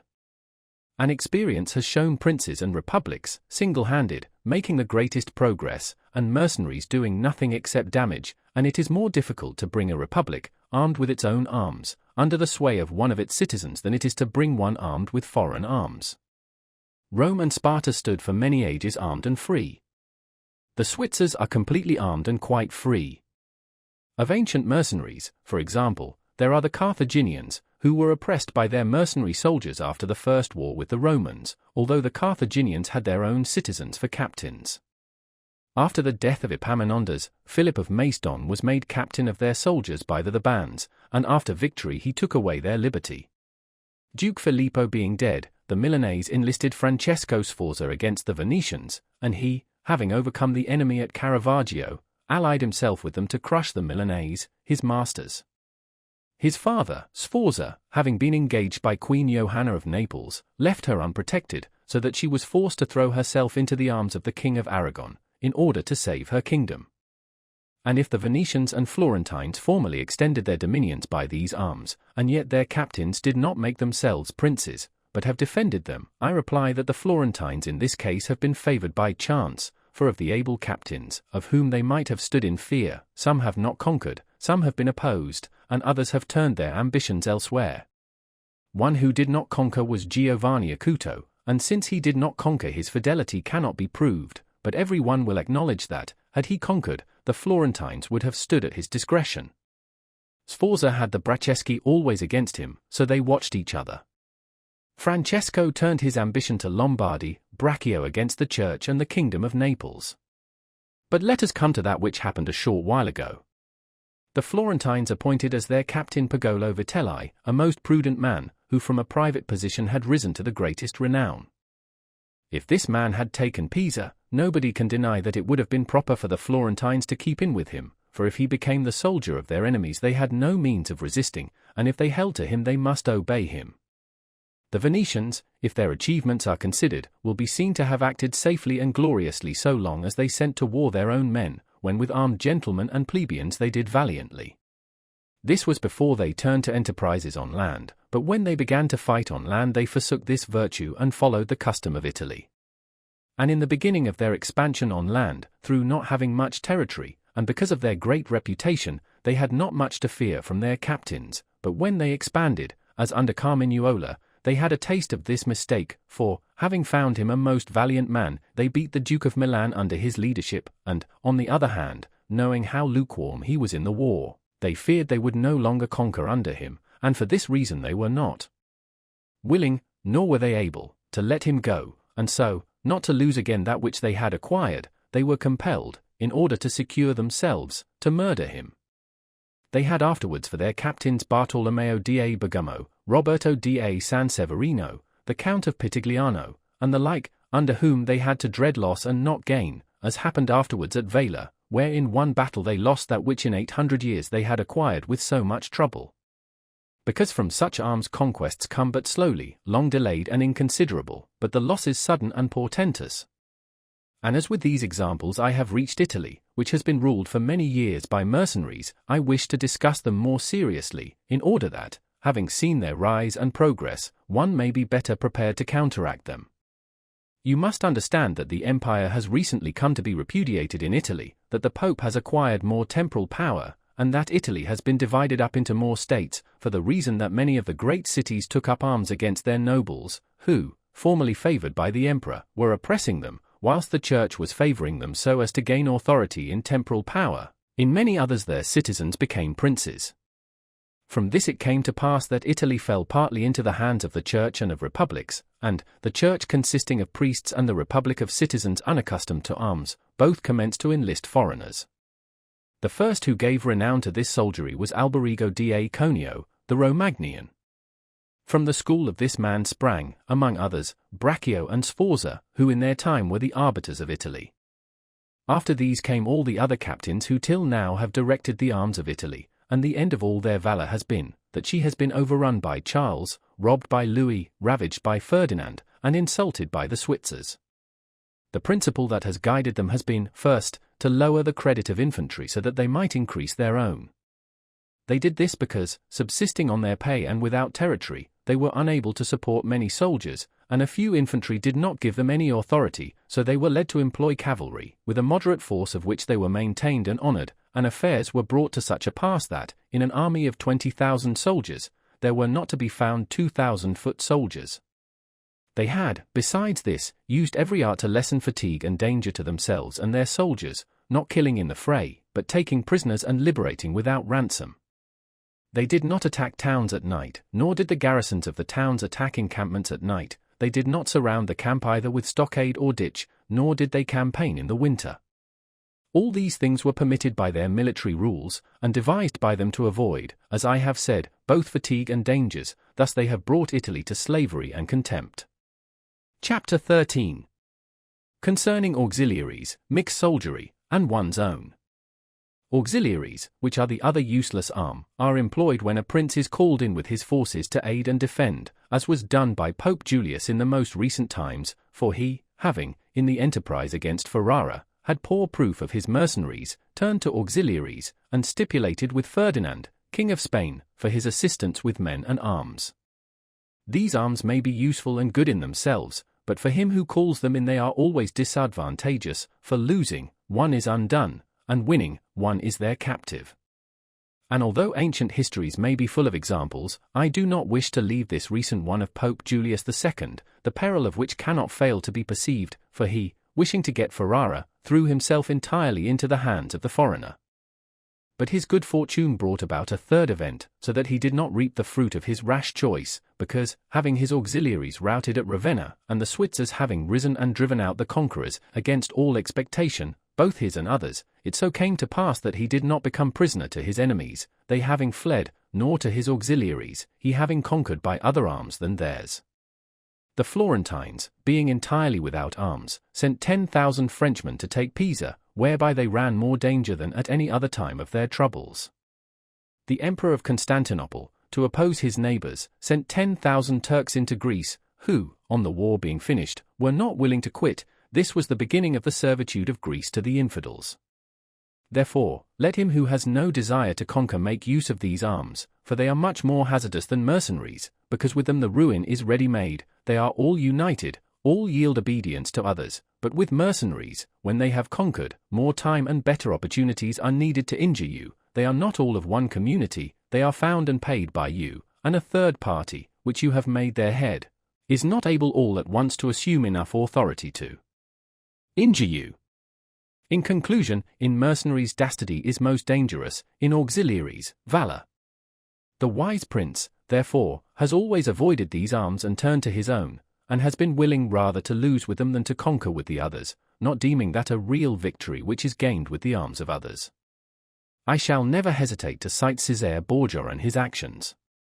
This duke entered the Romagna with auxiliaries, taking their only French soldiers, and with them he captured Imola and Forli, but afterwards, such forces not appearing to him reliable, he turned to mercenaries, discerning less danger in them, and enlisted the Orsini and Vitelli, whom presently, on handling and finding them doubtful, unfaithful, and dangerous, he destroyed and turned to his own men.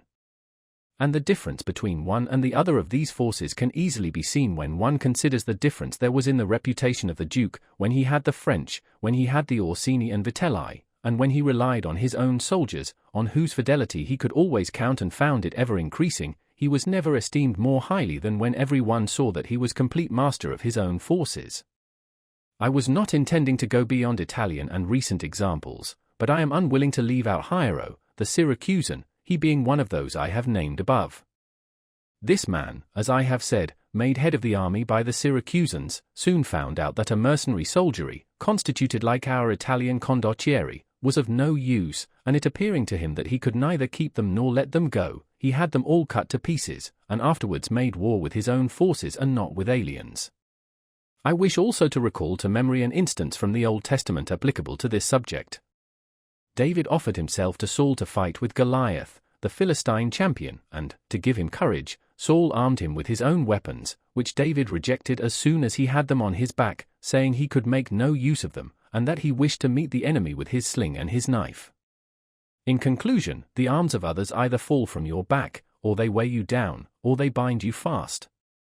Charles VII, the father of King Louis XI, having by good fortune and valor liberated France from the English, recognized the necessity of being armed with forces of his own, and he established in his kingdom ordinances concerning men-at-arms and infantry.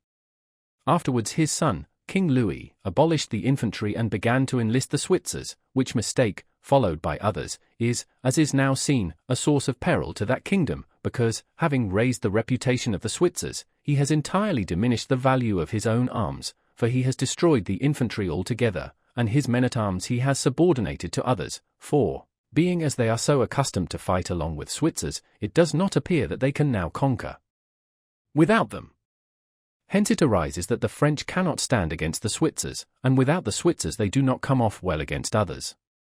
The armies of the French have thus become mixed, partly mercenary and partly national, both of which arms together are much better than mercenaries alone or auxiliaries alone, but much inferior to one's own forces. And this example proves it, for the kingdom of France would be unconquerable if the ordnance of Charles had been enlarged or maintained.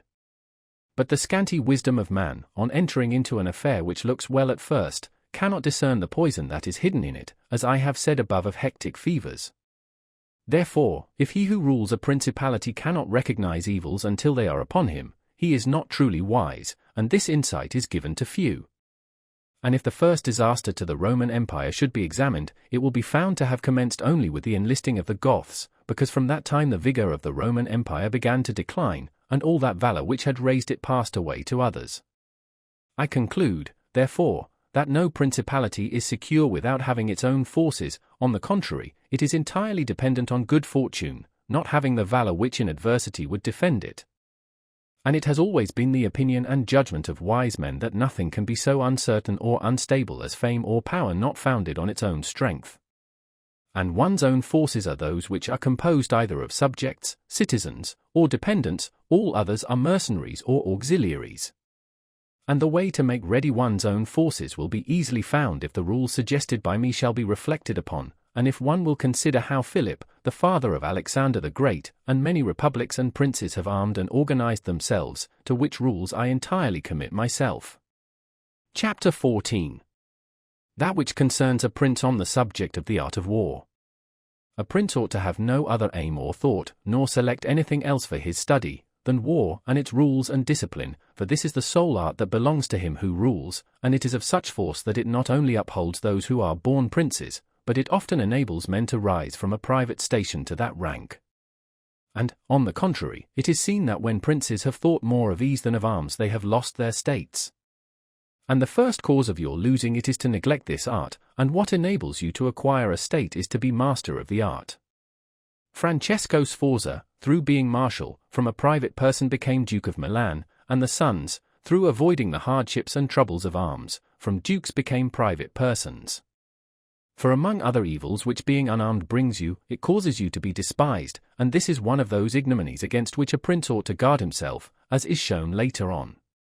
Because there is nothing proportionate between the armed and the unarmed, and it is not reasonable that he who is armed should yield obedience willingly to him who is unarmed, or that the unarmed man should be secure among armed servants.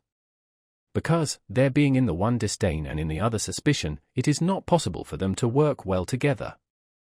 And therefore a prince who does not understand the art of war, over and above the other misfortunes already mentioned, cannot be respected by his soldiers, nor can he rely on them.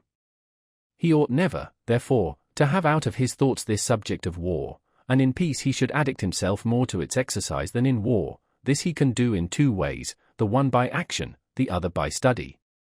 As regards action, he ought above all things to keep his men well organized and drilled, to follow incessantly the chase, by which he accustoms his body to hardships, and learns something of the nature of localities, and gets to find out how the mountains rise, how the valleys open out, how the plains lie, and to understand the nature of rivers and marshes, and in all this to take the greatest care.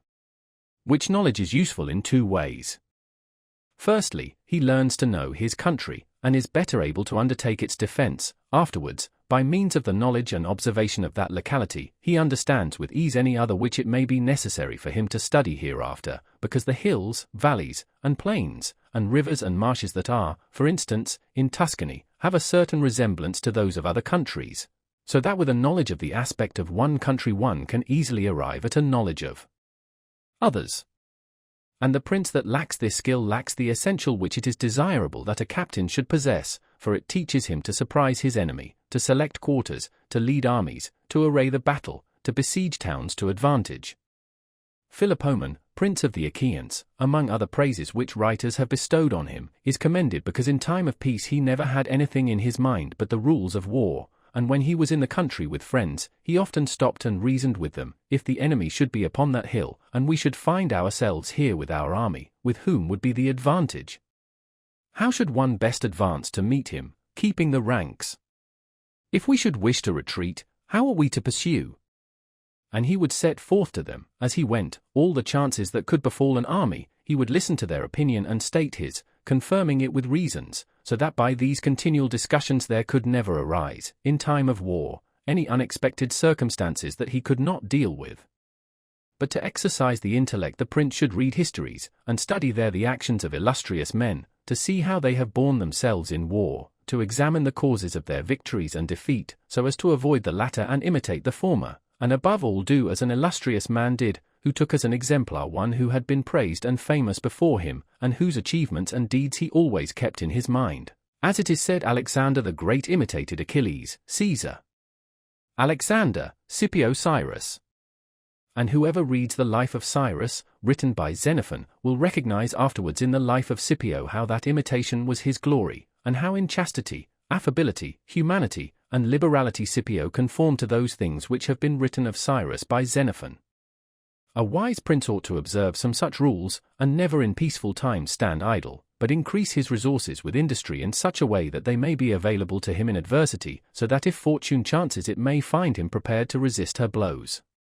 Chapter 15. Concerning things for which men, and especially princes, are praised or blamed. It remains now to see what ought to be the rules of conduct for a prince toward subject and friends. And as I know that many have written on this point, I expect I shall be considered presumptuous in mentioning it again, especially as in discussing it I shall depart from the methods of other people. But, it being my intention to write a thing which shall be useful to him who apprehends it, it appears to me more appropriate to follow up the real truth of the matter than the imagination of it, for many have pictured republics and principalities which in fact have never been known or seen, because how one lives is so far distant from how one ought to live, that he who neglects what is done for what ought to be done, sooner effects his ruin than his preservation. For a man who wishes to act entirely up to his professions of virtue soon meets with what destroys him among so much that is evil. Hence it is necessary for a prince wishing to hold his own to know how to do wrong, and to make use of it or not according to necessity.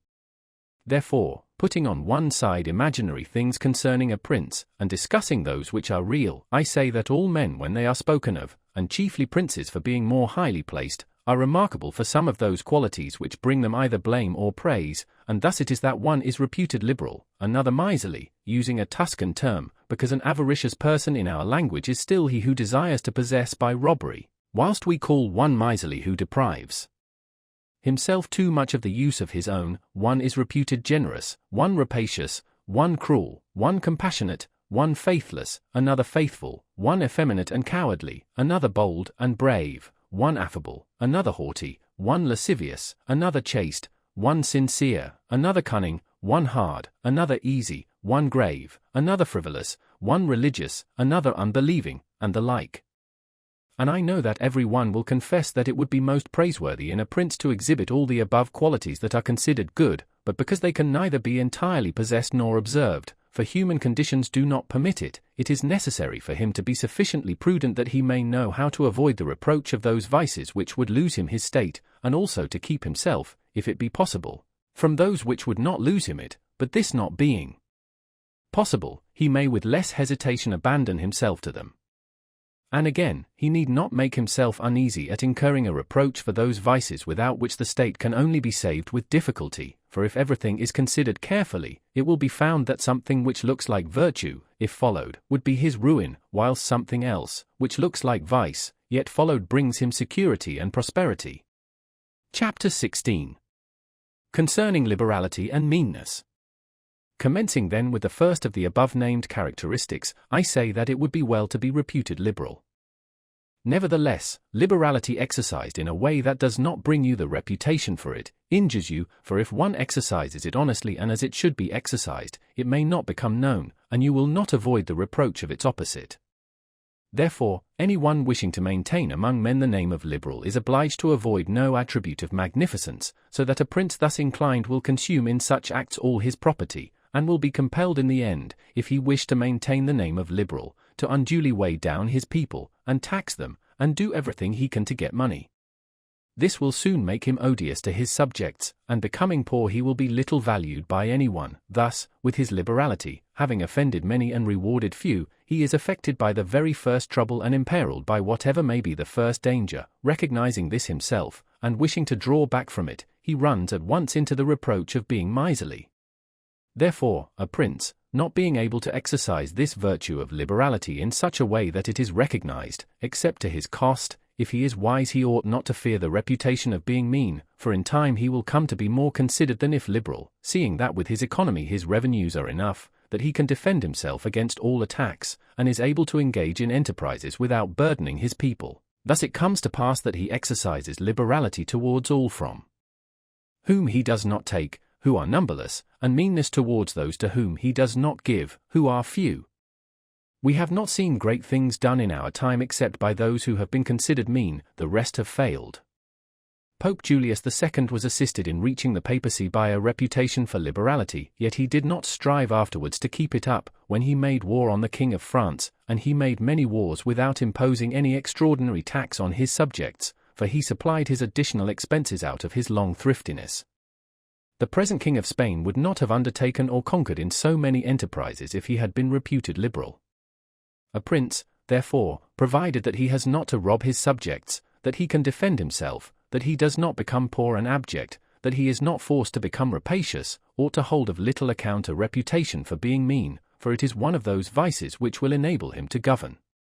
And if any one should say, Caesar obtained empire by liberality, and many others have reached the highest positions by having been liberal, and by being considered so, I answer, either you are a prince in fact, or in a way to become one.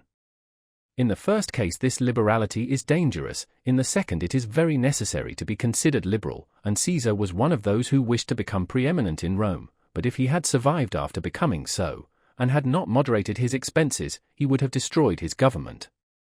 And if any one should reply, many have been princes, and have done great things with armies, who have been considered very liberal, I reply, either a prince spends that which is his own or his subjects, or else that of others. In the first case he ought to be sparing, in the second he ought not to neglect any opportunity for liberality. And to the prince who goes forth with his army, supporting it by pillage, sack, and extortion, handling that which belongs to others, this liberality is necessary, otherwise he would not be followed by soldiers. And of that which is neither yours nor your subjects you can be a ready giver, as were Cyrus, Caesar, and Alexander, because it does not take away your reputation if you squander that of others, but adds to it, it is only squandering your own that injures you. And there is nothing wastes so rapidly as liberality, for even whilst you exercise it you lose the power to do so, and so become either poor or despised, or else, in avoiding poverty, rapacious and hated. And a prince should guard himself, above all things, against being despised and hated, and liberality leads you to both.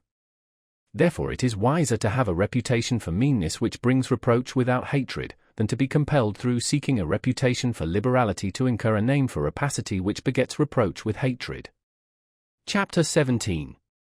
Concerning cruelty and clemency, and whether it is better to be loved than feared.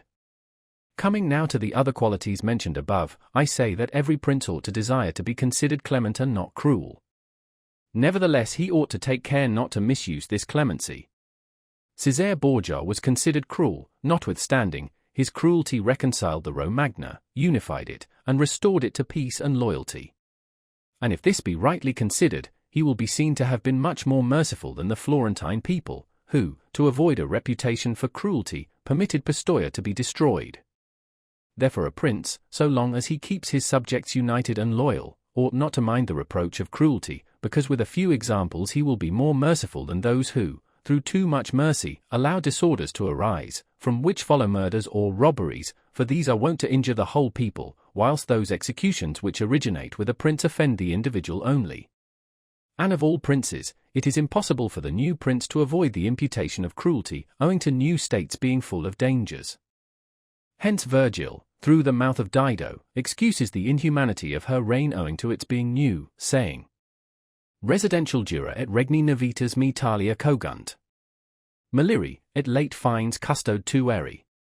Nevertheless he ought to be slow to believe and to act, nor should he himself show fear, but proceed in a temperate manner with prudence and humanity, so that too much confidence may not make him incautious and too much distrust render him intolerable. Upon this a question arises, whether it be better to be loved than feared or feared than loved. It may be answered that one should wish to be both, but because it is difficult to unite them in one person, it is much safer to be feared than loved, when, of the two, either must be dispensed with.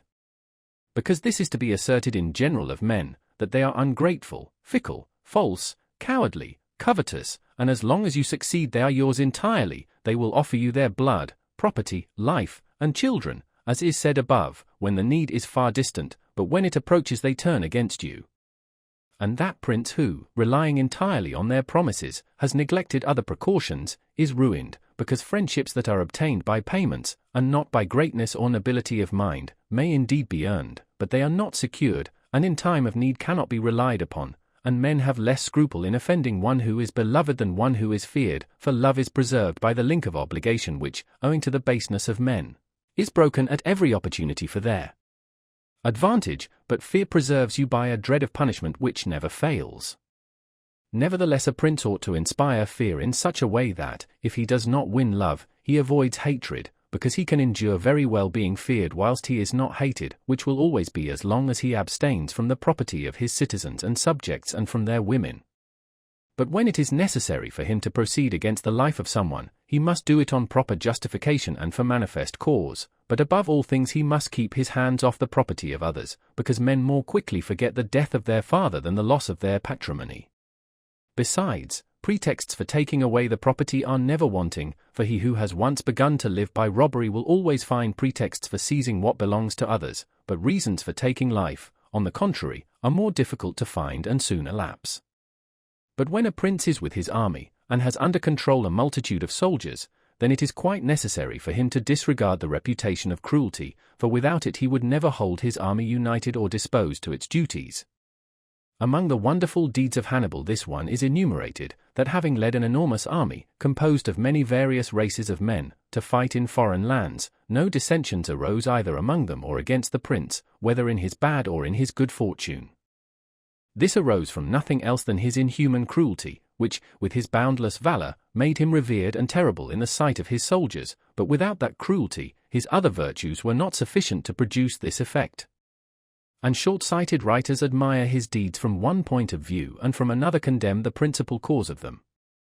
That it is true his other virtues would not have been sufficient for him may be proved by the case of Scipio, that most excellent man, not only of his own times but within the memory of man, against whom, nevertheless, his army rebelled in Spain. This arose from nothing but his too great forbearance, which gave his soldiers more license than is consistent with military discipline. For this he was upbraided in the Senate by Fabius Maximus, and called the corrupter of the Roman soldiery.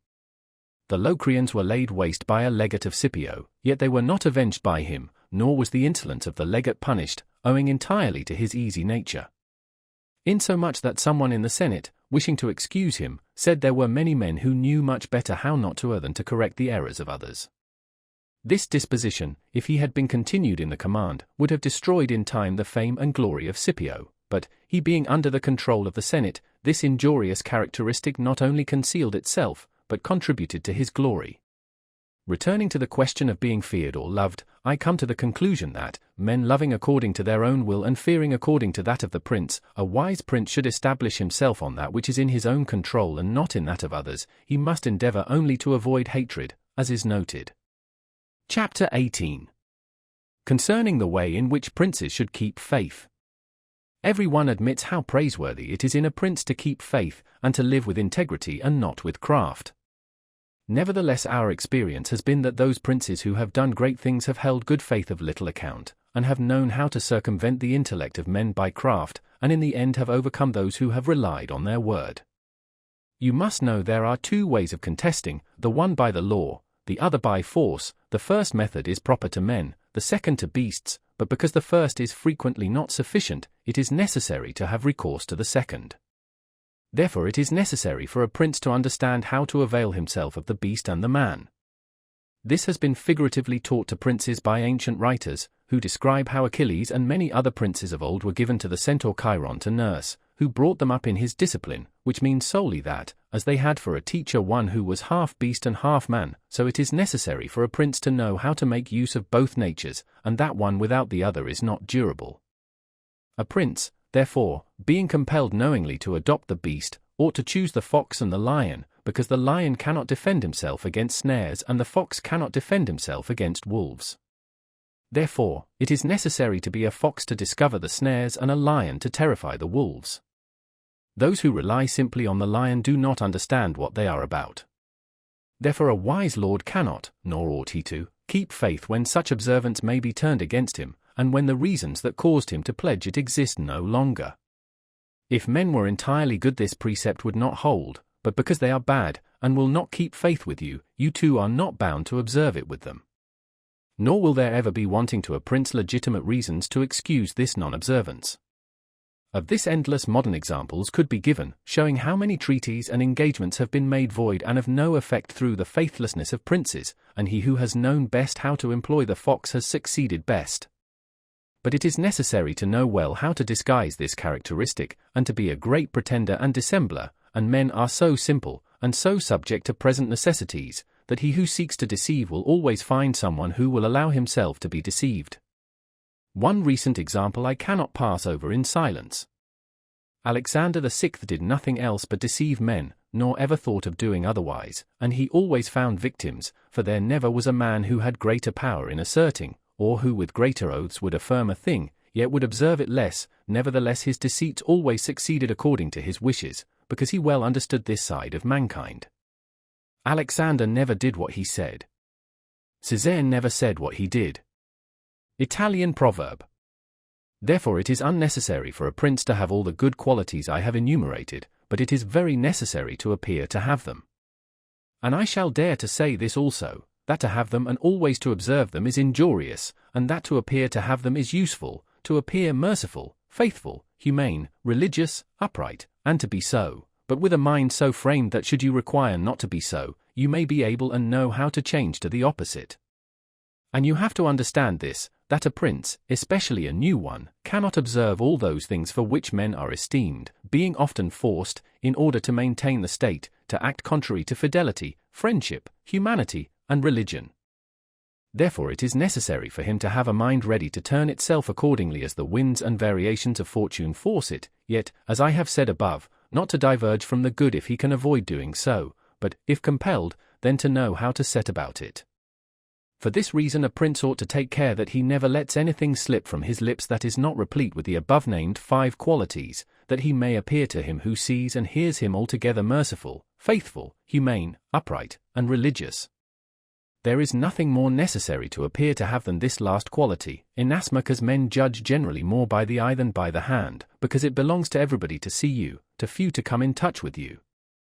Every one sees what you appear to be, few really know what you are, and those few dare not oppose themselves to the opinion of the many, who have the majesty of the state to defend them, and in the actions of all men, and especially of princes, which it is not prudent to challenge, one judges by the result. For that reason, let a prince have the credit of conquering and holding his state, the means will always be considered honest, and he will be praised by everybody, because the vulgar are always taken by what a thing seems to be and by what comes of it, and in the world there are only the vulgar, for the few find a place there only when the many have no ground to rest on. One prince of the present time, whom it is not well to name, never preaches anything else but peace and good faith, and to both he is most hostile, and either, if he had kept it, would have deprived him of reputation and kingdom many a time. Chapter 19. That one should avoid being despised and hated. Now, concerning the characteristics of which mention is made above, I have spoken of the more important ones, the others I wish to discuss briefly under this generality, that the prince must consider, as has been in part said before, how to avoid those things which will make him hated or contemptible, and as often as he shall have succeeded he will have fulfilled his part, and he need not fear any danger in other reproaches. It makes him hated above all things, as I have said, to be rapacious, and to be a violator of the property and women of his subjects, from both of which he must abstain. And when neither their property nor their honor is touched, the majority of men live content, and he has only to contend with the ambition of a few, whom he can curb with ease in many ways.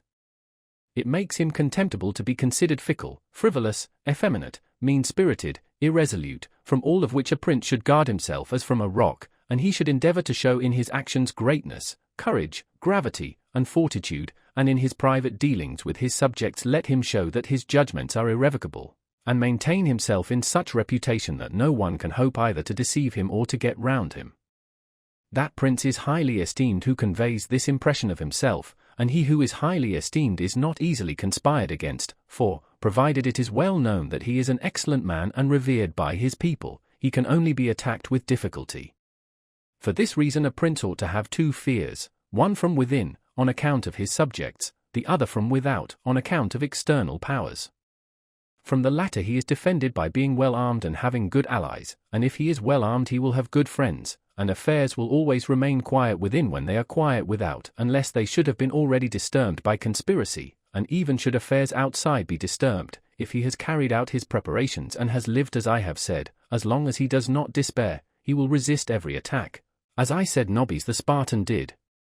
But concerning his subjects, when affairs outside are disturbed he has only to fear that they will conspire secretly, from which a prince can easily secure himself by avoiding being hated and despised, and by keeping the people satisfied with him, which it is most necessary for him to accomplish, as I said above at length.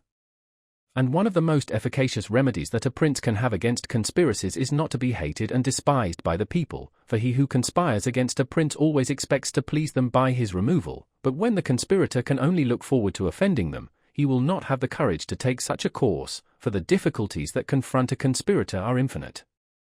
And as experience shows, many have been the conspiracies, but few have been successful, because he who conspires cannot act alone, nor can he take a companion except from those whom he believes to be malcontents, and as soon as you have opened your mind to a malcontent you have given him the material with which to content himself, for by denouncing you he can look for every advantage, so that, seeing the gain from this course to be assured, and seeing the other to be doubtful and full of dangers, he must be a very rare friend, or a thoroughly obstinate enemy of the prince, to keep faith with you. And, to reduce the matter into a small compass, I say that, on the side of the conspirator, there is nothing but fear, jealousy, prospect of punishment to terrify him, but on the side of the prince there is the majesty of the principality, the laws, the protection of friends and the state to defend him, so that, adding to all these things the popular goodwill, it is impossible that any one should be so rash as to conspire. For whereas in general the conspirator has to fear before the execution of his plot, in this case he has also to fear the sequel to the crime, because on account of it he has the people for an enemy, and thus cannot hope for any escape. Endless examples could be given on this subject, but I will be content with one, brought to pass within the memory of our fathers. Messer Annibale Bentivogli, who was prince in Bologna, grandfather of the present Annibale, having been murdered by the Cancai, who had conspired against him, not one of his family survived but Messer Giovanni, who was in childhood. Immediately after his assassination the people rose and murdered all the Cancai. This sprung from the popular goodwill which the house of Bentivogli enjoyed in those days in Bologna, which was so great that, although none remained there after the death of Annibale who was able to rule the state, the Bolognese, having information that there was one of the Bentivogli family in Florence, who up to that time had been considered the son of a blacksmith, sent to Florence for him and gave him the government of their city, and it was ruled by him until Messer Giovanni came in due course to the government. For this reason I consider that a prince ought to reckon conspiracies of little account when his people hold him in esteem, but when it is hostile to him, and bears hatred towards him, he ought to fear everything and everybody. And well-ordered states and wise princes have taken every care not to drive the nobles to desperation, and to keep the people satisfied and contented, for this is one of the most important objects a prince can have. Among the best ordered and governed kingdoms of our times is France, and in it are found many good institutions on which depend the liberty and security of the king. Of these the first is the Parliament and its authority, because he who founded the kingdom, knowing the ambition of the nobility and their boldness, considered that a bit to their mouths would be necessary to hold them in, and, on the other side, knowing the hatred of the people, founded in fear, against the nobles, he wished to protect them, yet he was not anxious for this to be the particular care of the king. Therefore, to take away the reproach which he would be liable to from the nobles for favoring the people, and from the people for favoring the nobles, he set up an arbiter, who should be one who could beat down the great and favor the lesser without reproach to the king. Neither could you have a better or a more prudent arrangement, or a greater source of security to the king and kingdom. From this one can draw another important conclusion, that princes ought to leave affairs of reproach to the management of others, and keep those of grace in their own hands. And further, I consider that a prince ought to cherish the nobles, but not so as to make himself hated by the people. It may appear, perhaps, to some who have examined the lives and deaths of the Roman emperors that many of them would be an example contrary to my opinion, seeing that some of them lived nobly and showed great qualities of soul. Nevertheless, they have lost their empire or have been killed by subjects who have conspired against them. Wishing, therefore, to answer these objections, I will recall the characters of some of the emperors, and will show that the causes of their ruin were not different to those alleged by me. At the same time, I will only submit for consideration those things that are noteworthy to him who studies the affairs of those times. It seems to me sufficient to take all those emperors who succeeded to the empire from Marcus the philosopher down to Maximinus. They were Marcus and his son Commodus, Pertinax, Julian, Severus and his son Antoninus Caracalla, Macrinus, Heliogabalus, Alexander, and Maximinus. There is first to note that, whereas in other principalities the ambition of the nobles and the insolence of the people only have to be contended with, the Roman emperors had a third difficulty in having to put up with the cruelty and avarice of their soldiers, a matter so beset with difficulties that it was the ruin of many, for it was a hard thing to give satisfaction both to soldiers and people, because the people loved peace, and for this reason they loved the unaspiring prince, whilst the soldiers loved the warlike prince who was bold, cruel, and rapacious, which qualities they were quite willing he should exercise upon the people, so that they could get double pay and give vent to their own greed and cruelty. Hence it arose that those emperors were always overthrown who, either by birth or training, had no great authority, and most of them, especially those who came new to the principality, recognizing the difficulty of these two opposing humors, were inclined to give satisfaction to the soldiers, caring little about injuring the people. Which course was necessary, because, as princes cannot help being hated by someone, they ought, in the first place, to avoid being hated by every one, and when they cannot compass this, they ought to endeavor with the utmost diligence to avoid the hatred of the most powerful. Therefore, those emperors who through inexperience had need of special favor adhered more readily to the soldiers than to the people, a course which turned out advantageous to them or not, accordingly as the prince knew how to maintain authority over them. From these causes it arose that Marcus, Pertinax, and Alexander, being all men of modest life, lovers of justice, enemies to cruelty, humane, and benignant, came to a sad end except Marcus. He alone lived and died honored, because he had succeeded to the throne by hereditary title, and owed nothing either to the soldiers or the people, and afterwards, being possessed of many virtues which made him respected, he always kept both orders in their places whilst he lived, and was neither hated nor despised. But Pertinax was created emperor against the wishes of the soldiers, who, being accustomed to live licentiously under Commodus, could not endure the honest life to which Pertinax wished to reduce them. Thus, having given cause for hatred, to which hatred there was added contempt for his old age, he was overthrown at the very beginning of his administration. And here it should be noted that hatred is acquired as much by good works as by bad ones. Therefore, as I said before, a prince wishing to keep his state is very often forced to do evil, for when that body is corrupt whom you think you have need of to maintain yourself, it may be either the people or the soldiers or the nobles, you have to submit to its humors and to gratify them, and then good works will do you harm. But let us come to Alexander, who was a man of such great goodness, that among the other praises which are accorded him is this, that in the 14 years he held the empire no one was ever put to death by him unjudged. Nevertheless, being considered effeminate and a man who allowed himself to be governed by his mother, he became despised, the army conspired against him, and murdered him. Turning now to the opposite characters of Commodus, Severus, Antoninus Caracalla, and Maximinus, you will find them all cruel and rapacious men who, to satisfy their soldiers, did not hesitate to commit every kind of iniquity against the people, and all, except Severus, came to a bad end. But in Severus there was so much valor that, keeping the soldiers friendly, although the people were oppressed by him, he reigned successfully, for his valor made him so much admired in the sight of the soldiers and people that the latter were kept in a way astonished and awed and the former respectful and satisfied. And because the actions of this man, as a new prince, were great, I wish to show briefly that he knew well how to counterfeit the fox and the lion, which natures, as I said above, it is necessary for a prince to imitate.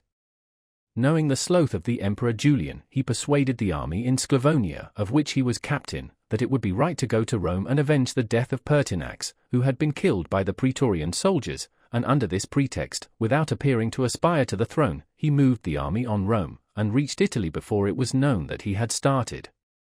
On his arrival at Rome, the Senate, through fear, elected him emperor and killed Julian. After this there remained for Severus, who wished to make himself master of the whole empire, two difficulties, one in Asia, where Niger, head of the Asiatic army, had caused himself to be proclaimed emperor, the other in the west where Albinus was, who also aspired to the throne. And as he considered it dangerous to declare himself hostile to both, he decided to attack Niger and to deceive Albinus. To the latter he wrote that, being elected emperor by the Senate, he was willing to share that dignity with him and sent him the title of Caesar, and, moreover, that the Senate had made Albinus his colleague, which things were accepted by Albinus as true. But after Severus had conquered and killed Niger, and settled Oriental affairs, he returned to Rome and complained to the Senate that Albinus, little recognizing the benefits that he had received from him, had by treachery sought to murder him, and for this ingratitude he was compelled to punish him. Afterwards he sought him out in France, and took from him his government and life. He who will, therefore, carefully examine the actions of this man will find him a most valiant lion and a most cunning fox. He will find him feared and respected by every one, and not hated by the army, and it need not be wondered at that he, a new man, was able to hold the empire so well, because his supreme renown always protected him from that hatred which the people might have conceived against him for his violence. But his son Antoninus was a most eminent man, and had very excellent qualities, which made him admirable in the sight of the people and acceptable to the soldiers, for he was a warlike man, most enduring of fatigue, a despiser of all delicate food and other luxuries, which caused him to be beloved by the armies. Nevertheless, his ferocity and cruelties were so great and so unheard of that, after endless single murders, he killed a large number of the people of Rome and all those of Alexandria. He became hated by the whole world, and also feared by those he had around him, to such an extent that he was murdered in the midst of his army by a centurion. And here it must be noted that such like deaths, which are deliberately inflicted with a resolved and desperate courage, cannot be avoided by princes, because anyone who does not fear to die can inflict them, but a prince may fear them the less because they are very rare. He has only to be careful not to do any grave injury to those whom he employs or has around him in the service of the state. Antoninus had not taken this care, but had contumeliously killed a brother of that centurion, whom also he daily threatened, yet retained in his bodyguard, which, as it turned out, was a rash thing to do, and proved the emperor's ruin. But let us come to Commodus, to whom it should have been very easy to hold the empire, for, being the son of Marcus, he had inherited it, and he had only to follow in the footsteps of his father to please his people and soldiers, but, being by nature cruel and brutal, he gave himself up to amusing the soldiers and corrupting them, so that he might indulge his rapacity upon the people, on the other hand, not maintaining his dignity, often descending to the theatre to compete with gladiators, and doing other vile things, little worthy of the imperial majesty. He fell into contempt with the soldiers, and being hated by one party and despised by the other, he was conspired against and was killed. It remains to discuss the character of Maximinus. He was a very warlike man, and the armies, being disgusted with the effeminacy of Alexander, of whom I have already spoken, killed him and elected Maximinus to the throne. This he did not possess for long, for two things made him hated and despised: the one, his having kept sheep in Thrace, which brought him into contempt, it being well known to all, and considered a great indignity by every one, and the other, his having at the accession to his dominions deferred going to Rome and taking possession of the imperial seat. He had also gained a reputation for the utmost ferocity by having, through his prefects in Rome and elsewhere in the empire, practiced many cruelties, so that the whole world was moved to anger at the meanness of his birth and to fear at his barbarity. First Africa rebelled, then the Senate with all the people of Rome, and all Italy conspired against him, to which may be added his own army. This latter, besieging Aquileia and meeting with difficulties in taking it, were disgusted with his cruelties, and fearing him less when they found so many against him, murdered him. I do not wish to discuss Heliogabalus, Macrinus, or Julian, who, being thoroughly contemptible, were quickly wiped out, but I will bring this discourse to a conclusion by saying that princes in our times have this difficulty of giving inordinate satisfaction to their soldiers in a far less degree, because, notwithstanding one has to give them some indulgence, that is soon done. None of these princes have armies that are veterans in the governance and administration of provinces, as were the armies of the Roman Empire, and whereas it was then more necessary to give satisfaction to the soldiers than to the people, it is now more necessary to all princes, except the Turk and the Soldan, to satisfy the people rather than the soldiers, because the people are the more powerful. From the above I have accepted the Turk, who always keeps round him 12,000 infantry and 15,000 cavalry on which depend the security and strength of the kingdom, and it is necessary that, putting aside every consideration for the people, he should keep them his friends. The kingdom of the Soldan is similar, being entirely in the hands of soldiers. It follows again that, without regard to the people, he must keep them his friends. But you must note that the state of the Soldan is unlike all other principalities, for the reason that it is like the Christian pontificate, which cannot be called either an hereditary or a newly formed principality, because the sons of the old prince are not the heirs, but he who is elected to that position by those who have authority, and the sons remain only noblemen. And this being an ancient custom, it cannot be called a new principality, because there are none of those difficulties in it that are met with in new ones, for although the prince is new, the constitution of the state is old, and it is framed so as to receive him as if he were its hereditary lord. But returning to the subject of our discourse, I say that whoever will consider it will acknowledge that either hatred or contempt has been fatal to the above-named emperors, and it will be recognized also how it happened that, a number of them acting in one way and a number in another, only one in each way came to a happy end and the rest to unhappy ones. Because it would have been useless and dangerous for Pertinax and Alexander, being new princes, to imitate Marcus, who was heir to the principality, and likewise it would have been utterly destructive to Caracalla, Commodus, and Maximinus to have imitated Severus, they not having sufficient valor to enable them to tread in his footsteps. Therefore a prince, new to the principality, cannot imitate the actions of Marcus, nor, again, is it necessary to follow those of Severus, but he ought to take from Severus those parts which are necessary to found his state, and from Marcus those which are proper and glorious to keep a state that may already be stable and firm. Chapter 20. Are fortresses, and many other things to which princes often resort, advantageous or hurtful? 1. Some princes, so as to hold securely the state, have disarmed their subjects, others have kept their subject towns distracted by factions, others have fostered enmities against themselves, others have laid themselves out to gain over those whom they distrusted in the beginning of their governments, some have built fortresses, some have overthrown and destroyed them. And although one cannot give a final judgment on all of these things unless one possesses the particulars of those states in which a decision has to be made, nevertheless I will speak as comprehensively as the matter of itself will admit. 2. There never was a new prince who has disarmed his subjects, rather when he has found them disarmed he has always armed them, because, by arming them, those arms become yours, those men who were distrusted become faithful, and those who were faithful are kept so, and your subjects become your adherents. And whereas all subjects cannot be armed, yet when those whom you do arm are benefited, the others can be handled more freely, and this difference in their treatment, which they quite understand, makes the former your dependents, and the latter, considering it to be necessary that those who have the most danger and service should have the most reward, excuse you. But when you disarm them, you at once offend them by showing that you distrust them either for cowardice or for want of loyalty, and either of these opinions breeds hatred against you. And because you cannot remain unarmed, it follows that you turn to mercenaries, which are of the character already shown. Even if they should be good, they would not be sufficient to defend you against powerful enemies and distrusted subjects. Therefore, as I have said, a new prince in a new principality has always distributed arms. Histories are full of examples. But when a prince acquires a new state, which he adds as a province to his old one, then it is necessary to disarm the men of that state, except those who have been his adherents in acquiring it, and these again, with time and opportunity, should be rendered soft and effeminate, and matters should be managed in such a way that all the armed men in the state shall be your own soldiers who in your old state were living near you. 3. Our forefathers, and those who were reckoned wise, were accustomed to say that it was necessary to hold Pistoia by factions and Pisa by fortresses, and with this idea they fostered quarrels in some of their tributary towns so as to keep possession of them the more easily. This may have been well enough in those times when Italy was in a way balanced, but I do not believe that it can be accepted as a precept for today, because I do not believe that factions can ever be of use. Rather it is certain that when the enemy comes upon you in divided cities you are quickly lost, because the weakest party will always assist the outside forces and the other will not be able to resist.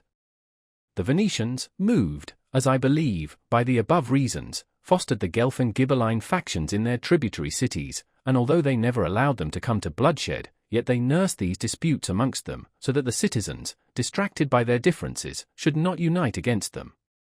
Which, as we saw, did not afterwards turn out as expected, because, after the rout at Vela, one party at once took courage and seized the state.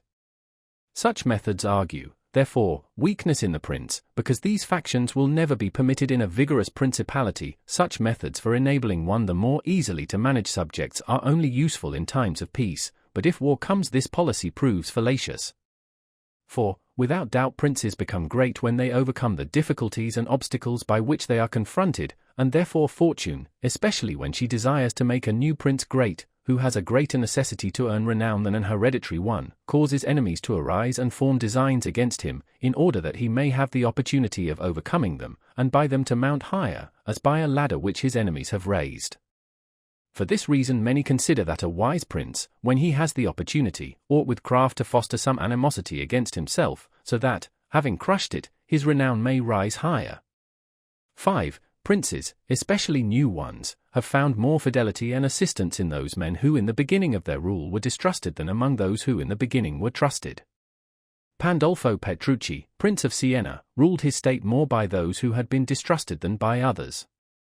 But on this question one cannot speak generally, for it varies so much with the individual. I will only say this, that those men who at the commencement of a princedom have been hostile, if they are of a description to need assistance to support themselves, can always be gained over with the greatest ease, and they will be tightly held to serve the prince with fidelity, inasmuch as they know it to be very necessary for them to cancel by deeds the bad impression which he had formed of them, and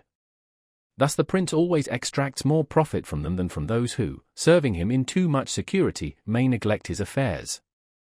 And since the matter demands it, I must not fail to warn a prince, who by means of secret favors has acquired a new state, that he must well consider the reasons which induced those to favor him who did so, and if it be not a natural affection towards him, but only discontent with their government, then he will only keep them friendly with great trouble and difficulty, for it will be impossible to satisfy them.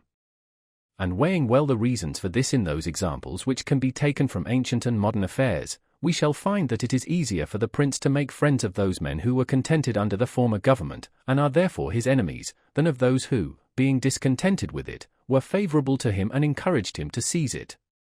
6. It has been a custom with princes, in order to hold their states more securely, to build fortresses that may serve as a bridle and bit to those who might design to work against them, and as a place of refuge from a first attack. I praise this system because it has been made use of formerly.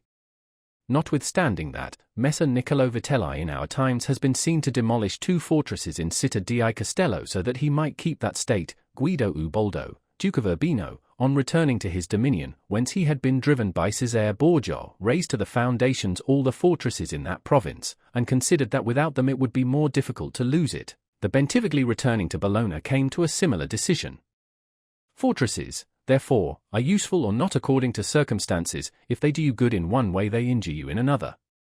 And this question can be reasoned thus: the prince who has more to fear from the people than from foreigners ought to build fortresses, but he who has more to fear from foreigners than from the people ought to leave them alone. The castle of Milan, built by Francesco Sforza, has made, and will make, more trouble for the house of Sforza than any other disorder in the state. For this reason the best possible fortress is not to be hated by the people, because, although you may hold the fortresses, yet they will not save you if the people hate you, for there will never be wanting foreigners to assist a people who have taken arms against you. It has not been seen in our times that such fortresses have been of use to any prince, unless to the Countess of Forli, when the Count Girolamo, her consort, was killed, for by that means she was able to withstand the popular attack and wait for assistance from Milan, and thus recover her state, and the posture of affairs was such at that time that the foreigners could not assist the people. But fortresses were of little value to her afterwards when Cesare Borgia attacked her, and when the people, her enemy, were allied with foreigners. Therefore, it would have been safer for her, both then and before, not to have been hated by the people than to have had the fortresses. All these things considered then, I shall praise him who builds fortresses as well as him who does not, and I shall blame whoever, trusting in them, cares little about being hated by the people. Chapter 21. How a prince should conduct himself so as to gain renown. Nothing makes a prince so much esteemed as great enterprises and setting a fine example. We have in our time Ferdinand of Aragon, the present King of Spain. he can almost be called a new prince, because he has risen, by fame and glory, from being an insignificant king to be the foremost king in Christendom, and if you will consider his deeds you will find them all great and some of them extraordinary. In the beginning of his reign he attacked Granada, and this enterprise was the foundation of his dominions. He did this quietly at first and without any fear of hindrance, for he held the minds of the barons of Castile occupied in thinking of the war and not anticipating any innovations, thus they did not perceive that by these means he was acquiring power and authority over them. He was able with the money of the church and of the people to sustain his armies, and by that long war to lay the foundation for the military skill which has since distinguished him. Further, always using religion as a plea, so as to undertake greater schemes, he devoted himself with pious cruelty to driving out and clearing his kingdom of the Moors, nor could there be a more admirable example, nor one more rare. Under this same cloak he assailed Africa, he came down on Italy, he has finally attacked France, and thus his achievements and designs have always been great, and have kept the minds of his people in suspense and admiration and occupied with the issue of them. And his actions have arisen in such a way, one out of the other, that men have never been given time to work steadily against him. Again, it much assists a prince to set unusual examples in internal affairs, similar to those which are related of Messer Bernabo da Milano, who, when he had the opportunity, by any one in civil life doing some extraordinary thing, either good or bad, would take some method of rewarding or punishing him, which would be much spoken about. And a prince ought, above all things, always endeavor in every action to gain for himself the reputation of being a great and remarkable man. A prince is also respected when he is either a true friend or a downright enemy, that is to say, when, without any reservation, he declares himself in favor of one party against the other, which course will always be more advantageous than standing neutral, because if two of your powerful neighbors come to blows, they are of such a character that, if one of them conquers, you have either to fear him or not. In either case it will always be more advantageous for you to declare yourself and to make war strenuously, because, in the first case, if you do not declare yourself, you will invariably fall a prey to the conqueror, to the pleasure and satisfaction of him who has been conquered, and you will have no reasons to offer, nor anything to protect or to shelter you. Because he who conquers does not want doubtful friends who will not aid him in the time of trial, and he who loses will not harbor you because you did not willingly, sword in hand, court his fate. Anchises went into Greece, being sent for by the Aetolians to drive out the Romans. He sent envoys to the Achaeans, who were friends of the Romans, exhorting them to remain neutral, and on the other hand the Romans urged them to take up arms. This question came to be discussed in the council of the Achaeans, where the legate of Anchises urged them to stand neutral. To this the Roman legate answered, as for that which has been said, that it is better and more advantageous for your state not to interfere in our war, nothing can be more erroneous, because by not interfering you will be left, without favor or consideration, the guerdon of the conqueror. Thus it will always happen that he who is not your friend will demand your neutrality, whilst he who is your friend will entreat you to declare yourself with arms. And irresolute princes, to avoid present dangers, generally follow the neutral path, and are generally ruined. But when a prince declares himself gallantly in favor of one side, if the party with whom he allies himself conquers, although the victor may be powerful and may have him at his mercy, yet he is indebted to him, and there is established a bond of amity, and men are never so shameless as to become a monument of ingratitude by oppressing you. Victories after all are never so complete that the victor must not show some regard, especially to justice. But if he with whom you ally yourself loses, you may be sheltered by him, and whilst he is able he may aid you, and you become companions on a fortune that may rise again. In the second case, when those who fight are of such a character that you have no anxiety as to who may conquer, so much the more is it greater prudence to be allied, because you assist at the destruction of one by the aid of another who, if he had been wise, would have saved him, and conquering, as it is impossible that he should not do with your assistance, he remains at your discretion.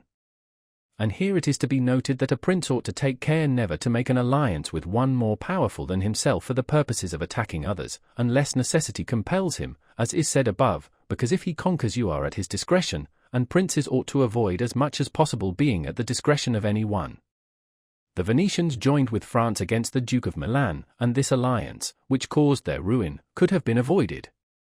But when it cannot be avoided, as happened to the Florentines when the Pope and Spain sent armies to attack Lombardy, then in such a case, for the above reasons, the prince ought to favor one of the parties. Never let any government imagine that it can choose perfectly safe courses, rather let it expect to have to take very doubtful ones, because it is found in ordinary affairs that one never seeks to avoid one trouble without running into another, but prudence consists in knowing how to distinguish the character of troubles, and for choice to take the lesser evil. A prince ought also to show himself a patron of ability, and to honor the proficient in every art. At the same time he should encourage his citizens to practice their callings peaceably, both in commerce and agriculture, and in every other following, so that the one should not be deterred from improving his possessions for fear lest they be taken away from him, or another from opening up trade for fear of taxes, but the prince ought to offer rewards to whoever wishes to do these things and designs in any way to honor his city or state. Further, he ought to entertain the people with festivals and spectacles at convenient seasons of the year, and as every city is divided into guilds or into societies, he ought to hold such bodies in esteem, and associate with them sometimes, and show himself an example of courtesy and liberality, nevertheless, always maintaining the majesty of his rank, for this he must never consent to abate in anything. Chapter 22. Concerning the secretaries of princes.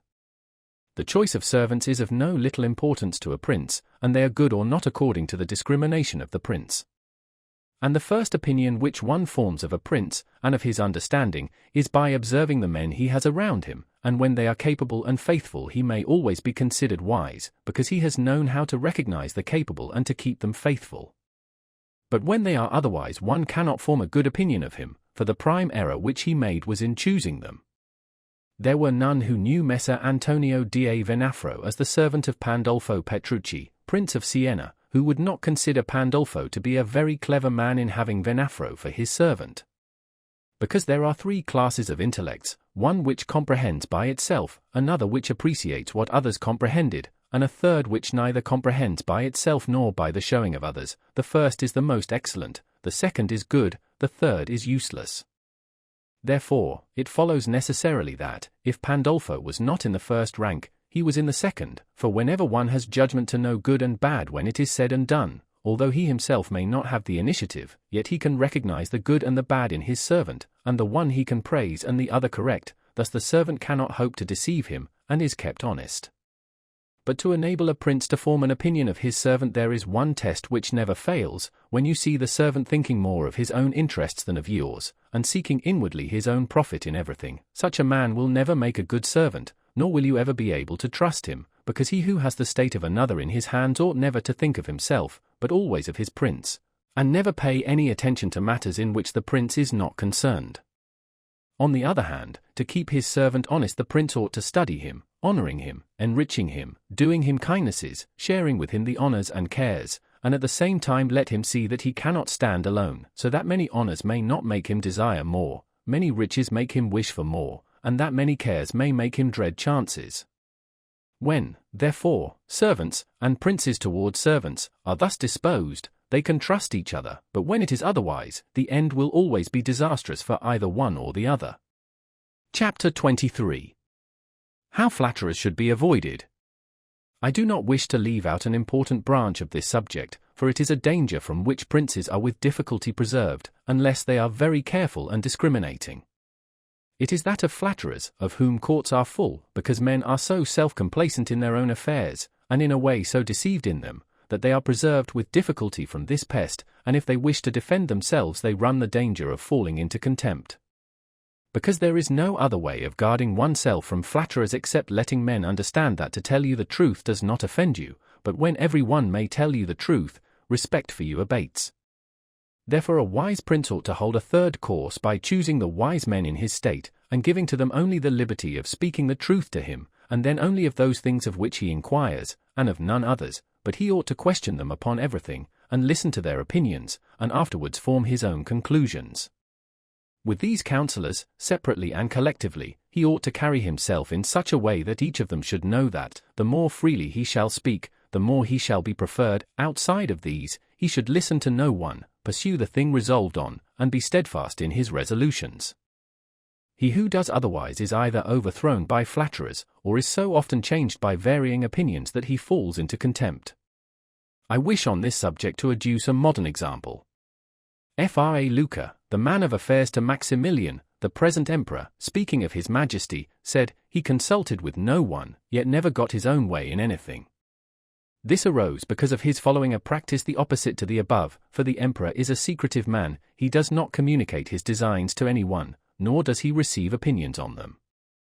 But as in carrying them into effect they become revealed and known, they are at once obstructed by those men whom he has around him, and he, being pliant, is diverted from them.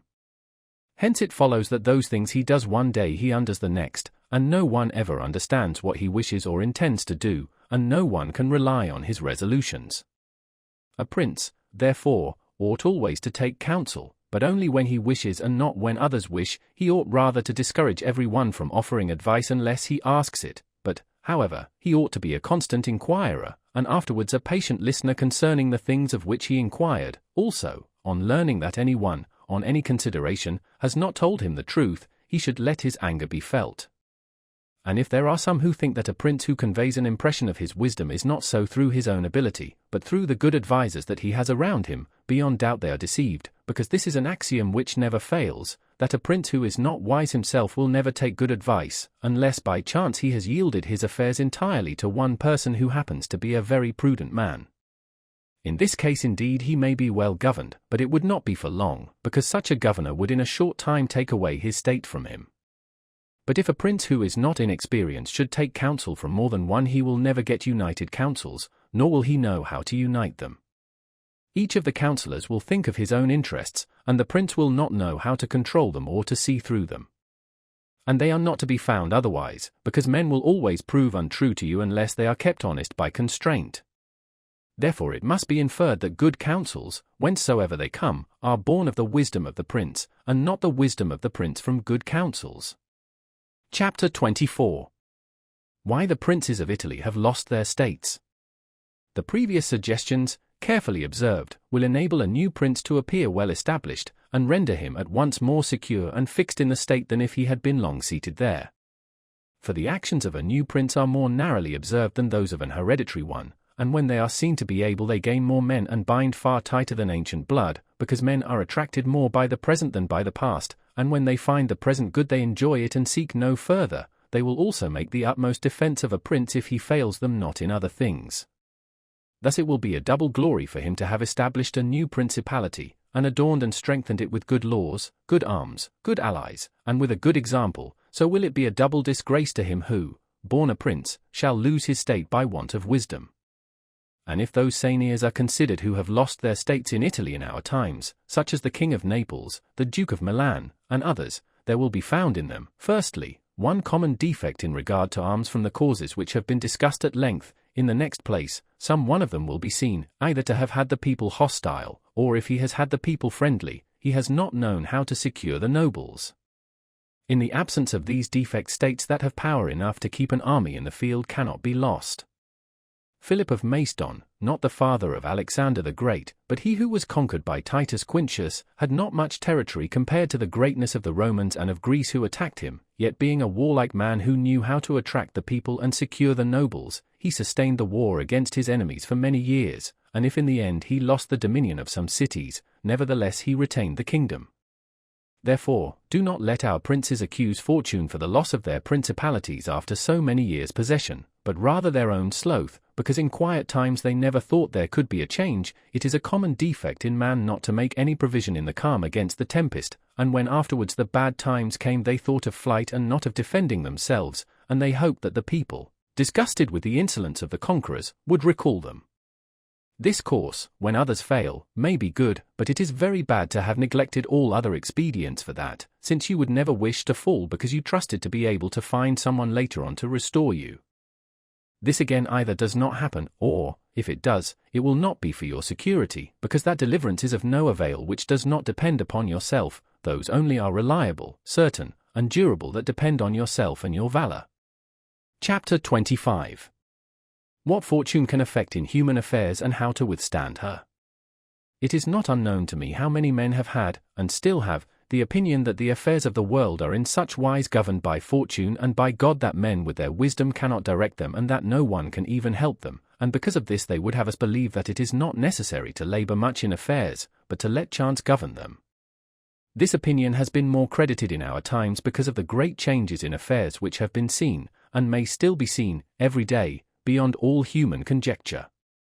Sometimes pondering over this, I am in some degree inclined to their opinion. Nevertheless, not to extinguish our free will, I hold it to be true that fortune is the arbiter of one half of our actions, but that she still leaves us to direct the other half, or perhaps a little less. I compare her to one of those raging rivers, which when in flood overflows the plains, sweeping away trees and buildings, bearing away the soil from place to place, everything flies before it, all yield to its violence, without being able in any way to withstand it, and yet, though its nature be such, it does not follow therefore that men, when the weather becomes fair, shall not make provision, both with defences and barriers, in such a manner that, rising again, the waters may pass away by canal, and their force be neither so unrestrained nor so dangerous. So it happens with fortune, who shows her power where valour has not prepared to resist her, and thither she turns her forces where she knows that barriers and defences have not been raised to constrain her. And if you will consider Italy, which is the seat of these changes, and which has given to them their impulse, you will see it to be an open country without barriers and without any defence. For if it had been defended by proper valour, as are Germany, Spain, and France, either this invasion would not have made the great changes it has made, or it would not have come at all. And this I consider enough to say concerning resistance to fortune in general. But confining myself more to the particular, I say that a prince may be seen happy today and ruined tomorrow without having shown any change of disposition or character. This, I believe, arises firstly from causes that have already been discussed at length, namely, that the prince who relies entirely on fortune is lost when it changes. I believe also that he will be successful who directs his actions according to the spirit of the times, and that he whose actions do not accord with the times will not be successful. Because men are seen, in affairs that lead to the end which every man has before him, namely, glory and riches, to get there by various methods, one with caution, another with haste, one by force, another by skill, one by patience, another by its opposite, and each one succeeds in reaching the goal by a different method. One can also see of two cautious men the one attain his end, the other fail, and similarly, two men by different observances are equally successful, the one being cautious, the other impetuous. All this arises from nothing else than whether or not they conform in their methods to the spirit of the times. This follows from what I have said, that two men working differently bring about the same effect, and of two working similarly, one attains his object and the other does not. Changes in a state also issue from this, for if, to one who governs himself with caution and patience, times and affairs converge in such a way that his administration is successful, his fortune is made, but if times and affairs change, he is ruined if he does not change his course of action. But a man is not often found sufficiently circumspect to know how to accommodate himself to the change, both because he cannot deviate from what nature inclines him to do, and also because, having always prospered by acting in one way, he cannot be persuaded that it is well to leave it, and, therefore, the cautious man, when it is time to turn adventurous, does not know how to do it, hence he is ruined. But had he changed his conduct with the times, fortune would not have changed. Pope Julius II went to work impetuously in all his affairs, and found the times and circumstances conform so well to that line of action that he always met with success. Consider his first enterprise against Bologna, Messer Giovanni Bentivogli being still alive. The Venetians were not agreeable to it, nor was the King of Spain, and he had the enterprise still under discussion with the King of France. Nevertheless he personally entered upon the expedition with his accustomed boldness and energy, a move which made Spain and the Venetians stand irresolute and passive, the latter from fear, the former from desire to recover the kingdom of Naples. On the other hand, he drew after him the King of France, because that king, having observed the movement, and desiring to make the Pope his friend so as to humble the Venetians, found it impossible to refuse him. Therefore Julius with his impetuous action accomplished what no other pontiff with simple human wisdom could have done, for if he had waited in Rome until he could get away, with his plans arranged and everything fixed, as any other pontiff would have done, he would never have succeeded. Because the King of France would have made 1,000 excuses, and the others would have raised 1,000 fears. I will leave his other actions alone, as they were all alike, and they all succeeded, for the shortness of his life did not let him experience the contrary. But if circumstances had arisen which required him to go cautiously, his ruin would have followed, because he would never have deviated from those ways to which nature inclined him. I conclude, therefore, that, fortune being changeful and mankind steadfast in their ways, so long as the two are in agreement men are successful, but unsuccessful when they fall out. For my part, one consider that it is better to be adventurous than cautious, because fortune is a woman, and if you wish to keep her under it is necessary to beat and ill-use her, and it is seen that she allows herself to be mastered by the adventurous rather than by those who go to work more coldly. She is, therefore, always, womanlike, a lover of young men, because they are less cautious, more violent, and with more audacity command her. Chapter 26. An exhortation to liberate Italy from the barbarians. Having carefully considered the subject of the above discourses, and wondering within myself whether the present times were propitious to a new prince, and whether there were elements that would give an opportunity to a wise and virtuous one to introduce a new order of things which would do honor to him and good to the people of this country, it appears to me that so many things concur to favor a new prince that I never knew a time more fit than the present. And if, as I said, it was necessary that the people of Israel should be captive so as to make manifest the ability of Moses, that the Persians should be oppressed by the Medes so as to discover the greatness of the soul of Cyrus, and that the Athenians should be dispersed to illustrate the capabilities of Theseus, then at the present time, in order to discover the virtue of an Italian spirit, it was necessary that Italy should be reduced to the extremity that she is now in, that she should be more enslaved than the Hebrews, more oppressed than the Persians, more scattered than the Athenians, without head, without order, beaten, despoiled, torn, overrun, and to have endured every kind of desolation. Although lately some spark may have been shown by one, which made us think he was ordained by God for our redemption, nevertheless it was afterwards seen, in the height of his career, that fortune rejected him, so that Italy, left as without life, waits for him who shall yet heal her wounds and put an end to the ravaging and plundering of Lombardy, to the swindling and taxing of the kingdom and of Tuscany, and cleanse those sores that for long have festered. It is seen how she entreats God to send someone who shall deliver her from these wrongs and barbarous insolencies. It is seen also that she is ready and willing to follow a banner if only someone will raise it. Nor is there to be seen at present one in whom she can place more hope than in your illustrious house, with its valor and fortune, favored by God and by the church of which it is now the chief, and which could be made the head of this redemption. This will not be difficult if you will recall to yourself the actions and lives of the men I have named. And although they were great and wonderful men, yet they were men, and each one of them had no more opportunity than the present offers, for their enterprises were neither more just nor easier than this, nor was God more their friend than he is yours. With us there is great justice, because that war is just which is necessary, and arms are hallowed when there is no other hope but in them. Here there is the greatest willingness, and where the willingness is great the difficulties cannot be great if you will only follow those men to whom I have directed your attention.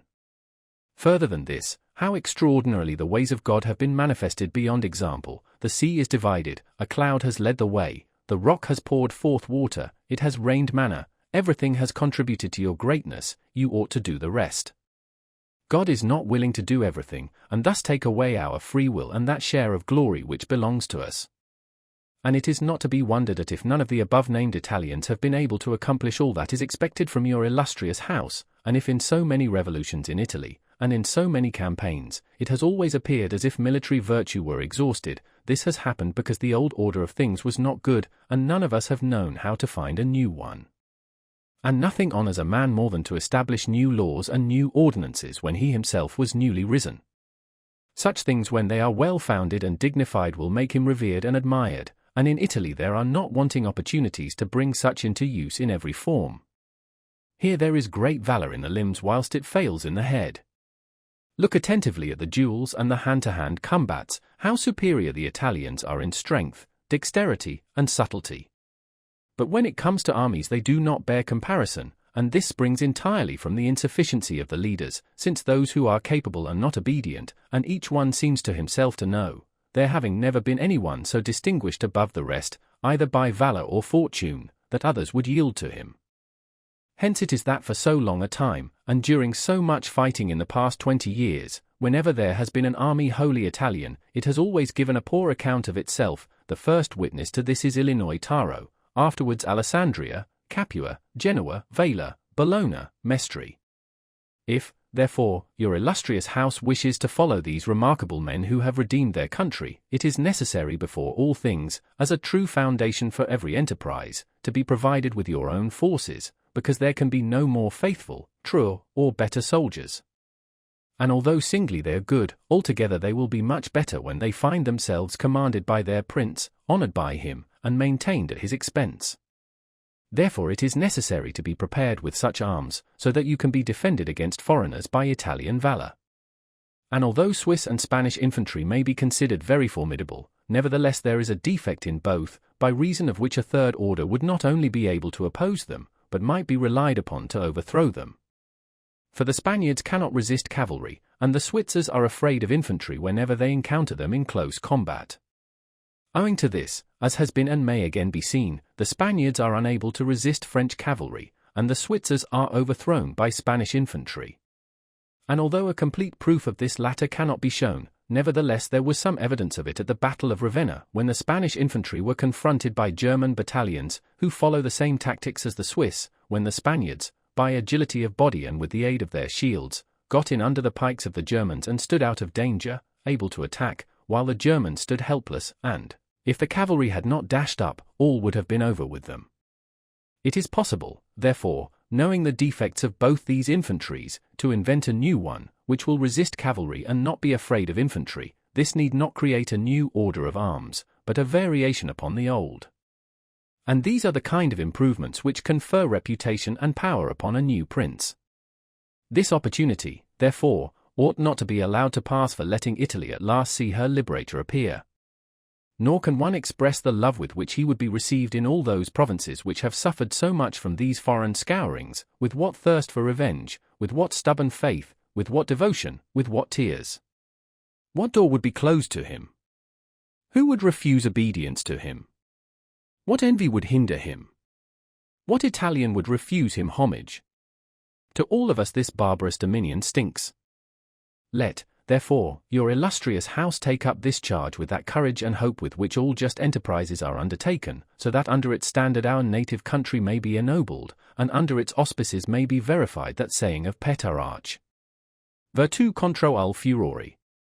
Prendere l'arm, e fia Illinois combatter corto. Che l'antico valor. Negli italici cua non e anca morto.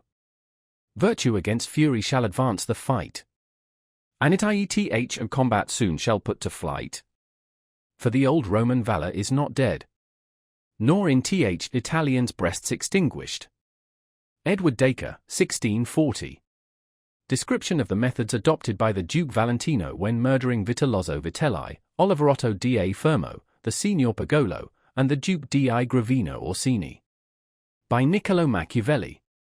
The Duke Valentino had returned from Lombardy, where he had been to clear himself with the King of France from the calumnies which had been raised against him by the Florentines concerning the rebellion of Arezzo and other towns in the Val di Chiana, and had arrived at Imola, whence he intended with his army to enter upon the campaign against Giovanni Bentivogli, the tyrant of Bologna, for he intended to bring that city under his domination, and to make it the head of his Romagnian duchy. These matters coming to the knowledge of the Vitelli and Orsini and their following, it appeared to them that the Duke would become too powerful, and it was feared that, having seized Bologna, he would seek to destroy them in order that he might become supreme in Italy.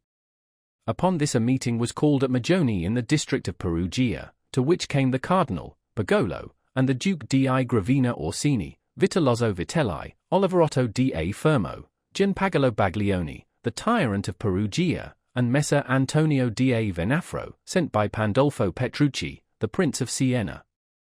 Here were discussed the power and courage of the Duke and the necessity of curbing his ambitions, which might otherwise bring danger to the rest of being ruined.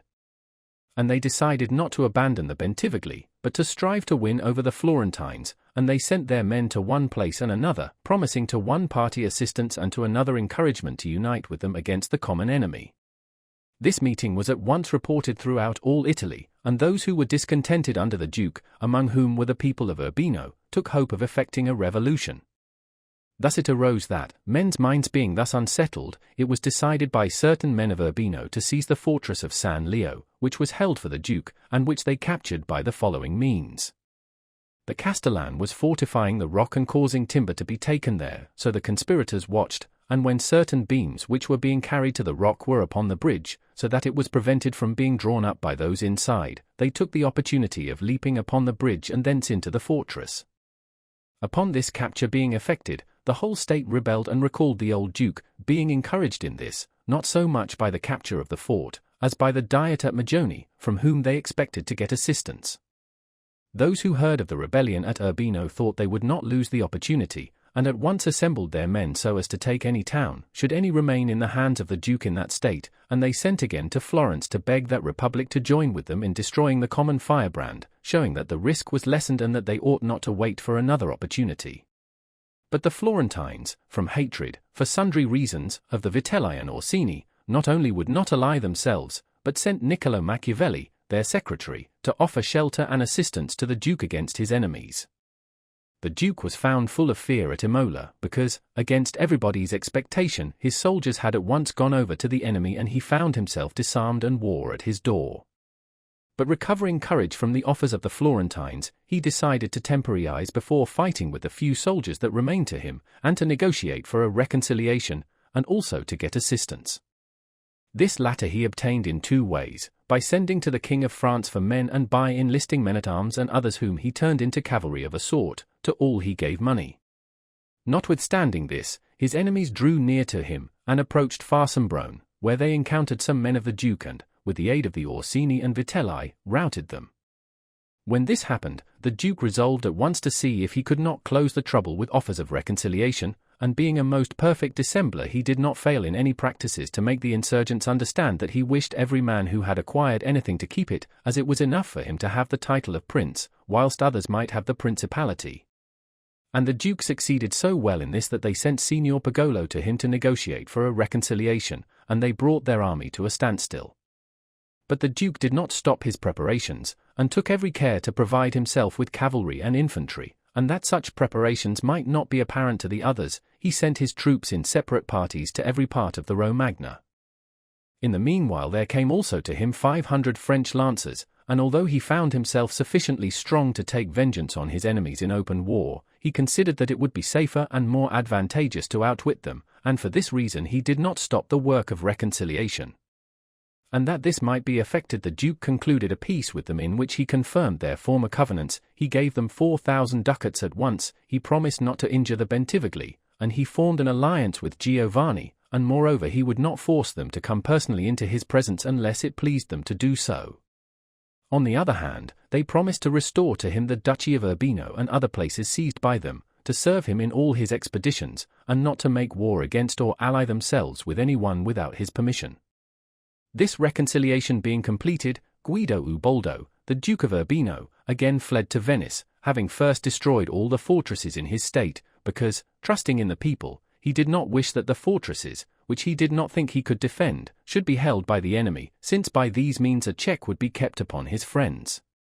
But the Duke Valentino, having completed this convention, and dispersed his men throughout the Romagna, set out for Imola at the end of November together with his French men-at-arms. Thence he went to Cesena, where he stayed some time to negotiate with the envoys of the Vitelli and Orsini, who had assembled with their men in the Duchy of Urbino, as to the enterprise in which they should now take part, but nothing being concluded, Oliverotto da Fermo was sent to propose that if the Duke wished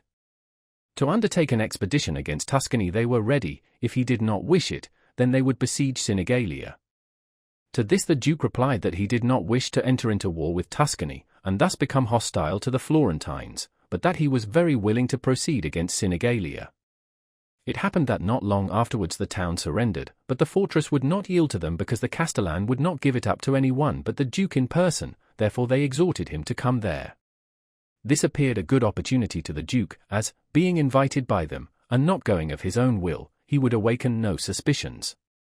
And the more to reassure them, he allowed all the French men-at-arms who were with him in Lombardy to depart, except the 100 lancers under Mons.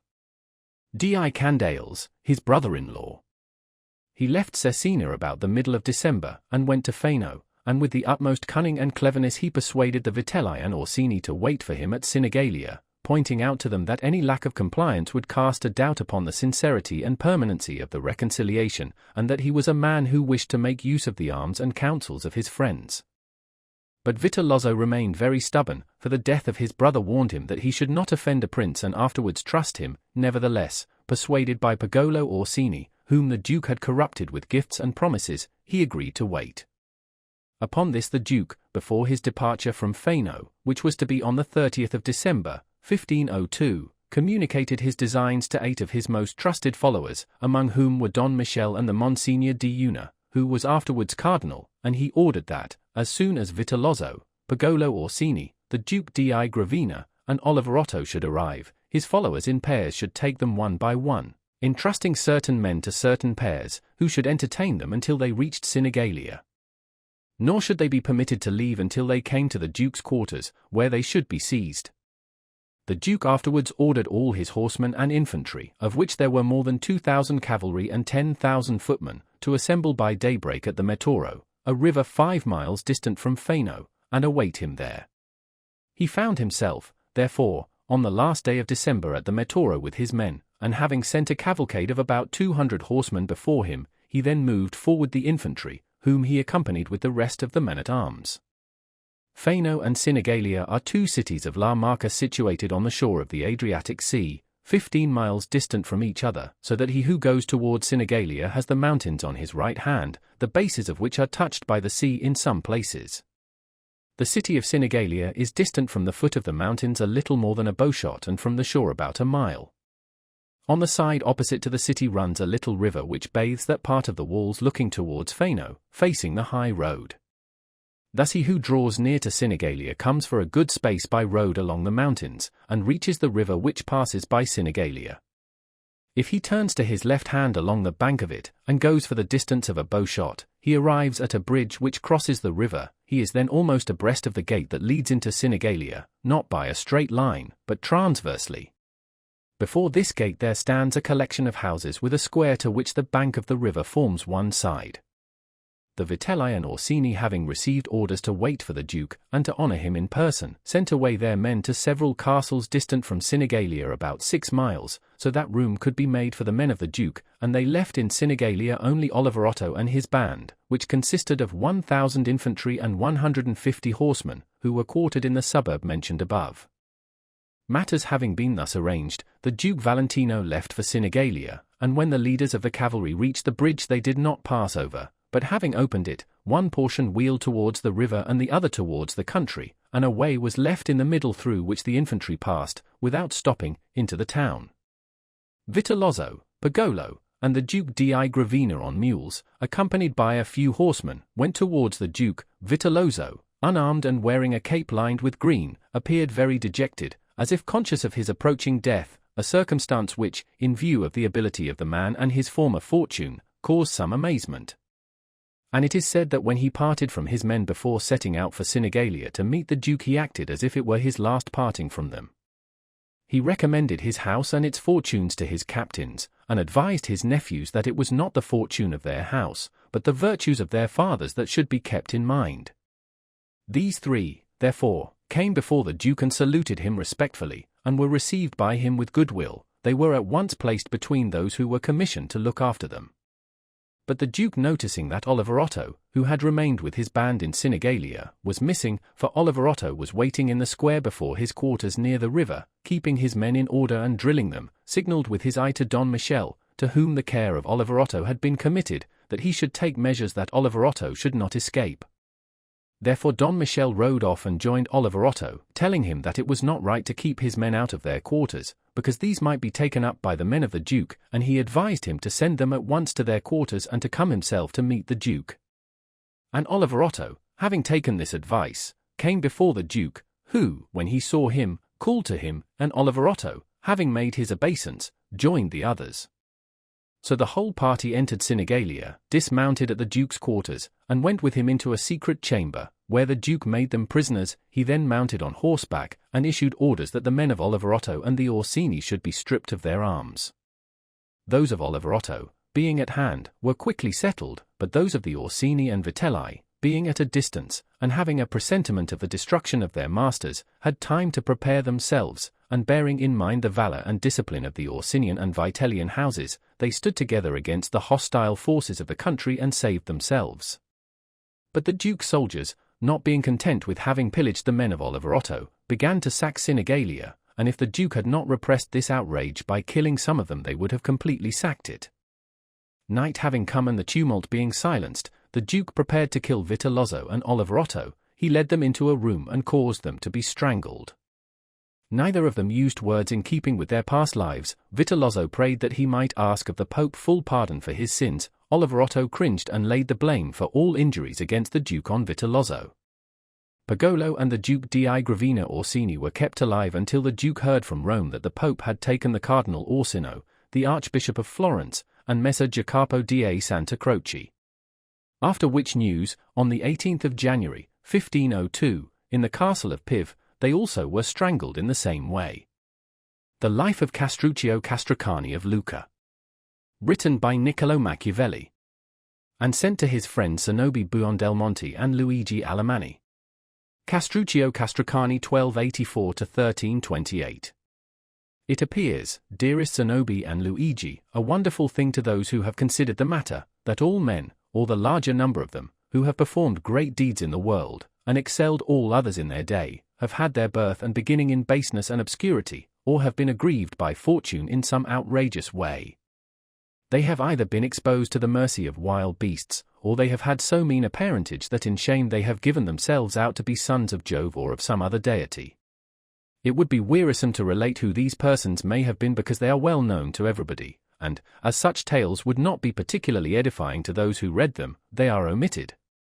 I believe that these lowly beginnings of great men occur because fortune is desirous of showing to the world that such men owe much to her and little to wisdom, because she begins to show her hand when wisdom can really take no part in their career, thus all success must be attributed to her. Castruccio Castracani of Lucca was one of those men who did great deeds, if he is measured by the times in which he lived and the city in which he was born, but, like many others, he was neither fortunate nor distinguished in his birth, as the course of this history will show.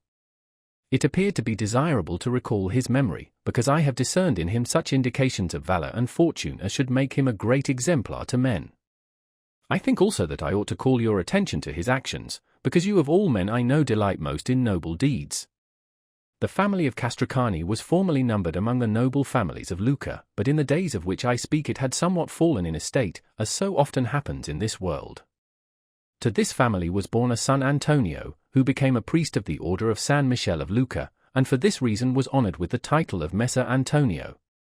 He had an only sister, who had been married to Buonaccorso Senami, but Buonaccorso dying she became a widow, and not wishing to marry again went to live with her brother. Messer Antonio had a vineyard behind the house where he resided, and as it was bounded on all sides by gardens, any person could have access to it without difficulty. One morning, shortly after sunrise, Madonna Dianora, as the sister of Messer Antonio was called, had occasion to go into the vineyard as usual to gather herbs for seasoning the dinner, and hearing a slight rustling among the leaves of a vine she turned her eyes in that direction, and heard something resembling the cry of an infant. Whereupon she went towards it, and saw the hands and face of a baby who was lying enveloped in the leaves and who seemed to be crying for its mother. Partly wondering and partly fearing, yet full of compassion, she lifted it up and carried it to the house, where she washed it and clothed it with clean linen as is customary, and showed it to Messer Antonio when he returned home. When he heard what had happened and saw the child, he was not less surprised or compassionate than his sister. They discussed between themselves what should be done, and seeing that he was priest and that she had no children, they finally determined to bring it up. They had a nurse for it, and it was reared and loved as if it were their own child. They baptized it, and gave it the name of Castruccio after their father. As the years passed, Castruccio grew very handsome, and gave evidence of wit and discretion, and learnt with a quickness beyond his years those lessons which Messer Antonio imparted to him. Messer Antonio intended to make a priest of him, and in time would have inducted him into his canonry and other benefices, and all his instruction was given with this object, but Antonio discovered that the character of Castruccio was quite unfitted for the priesthood.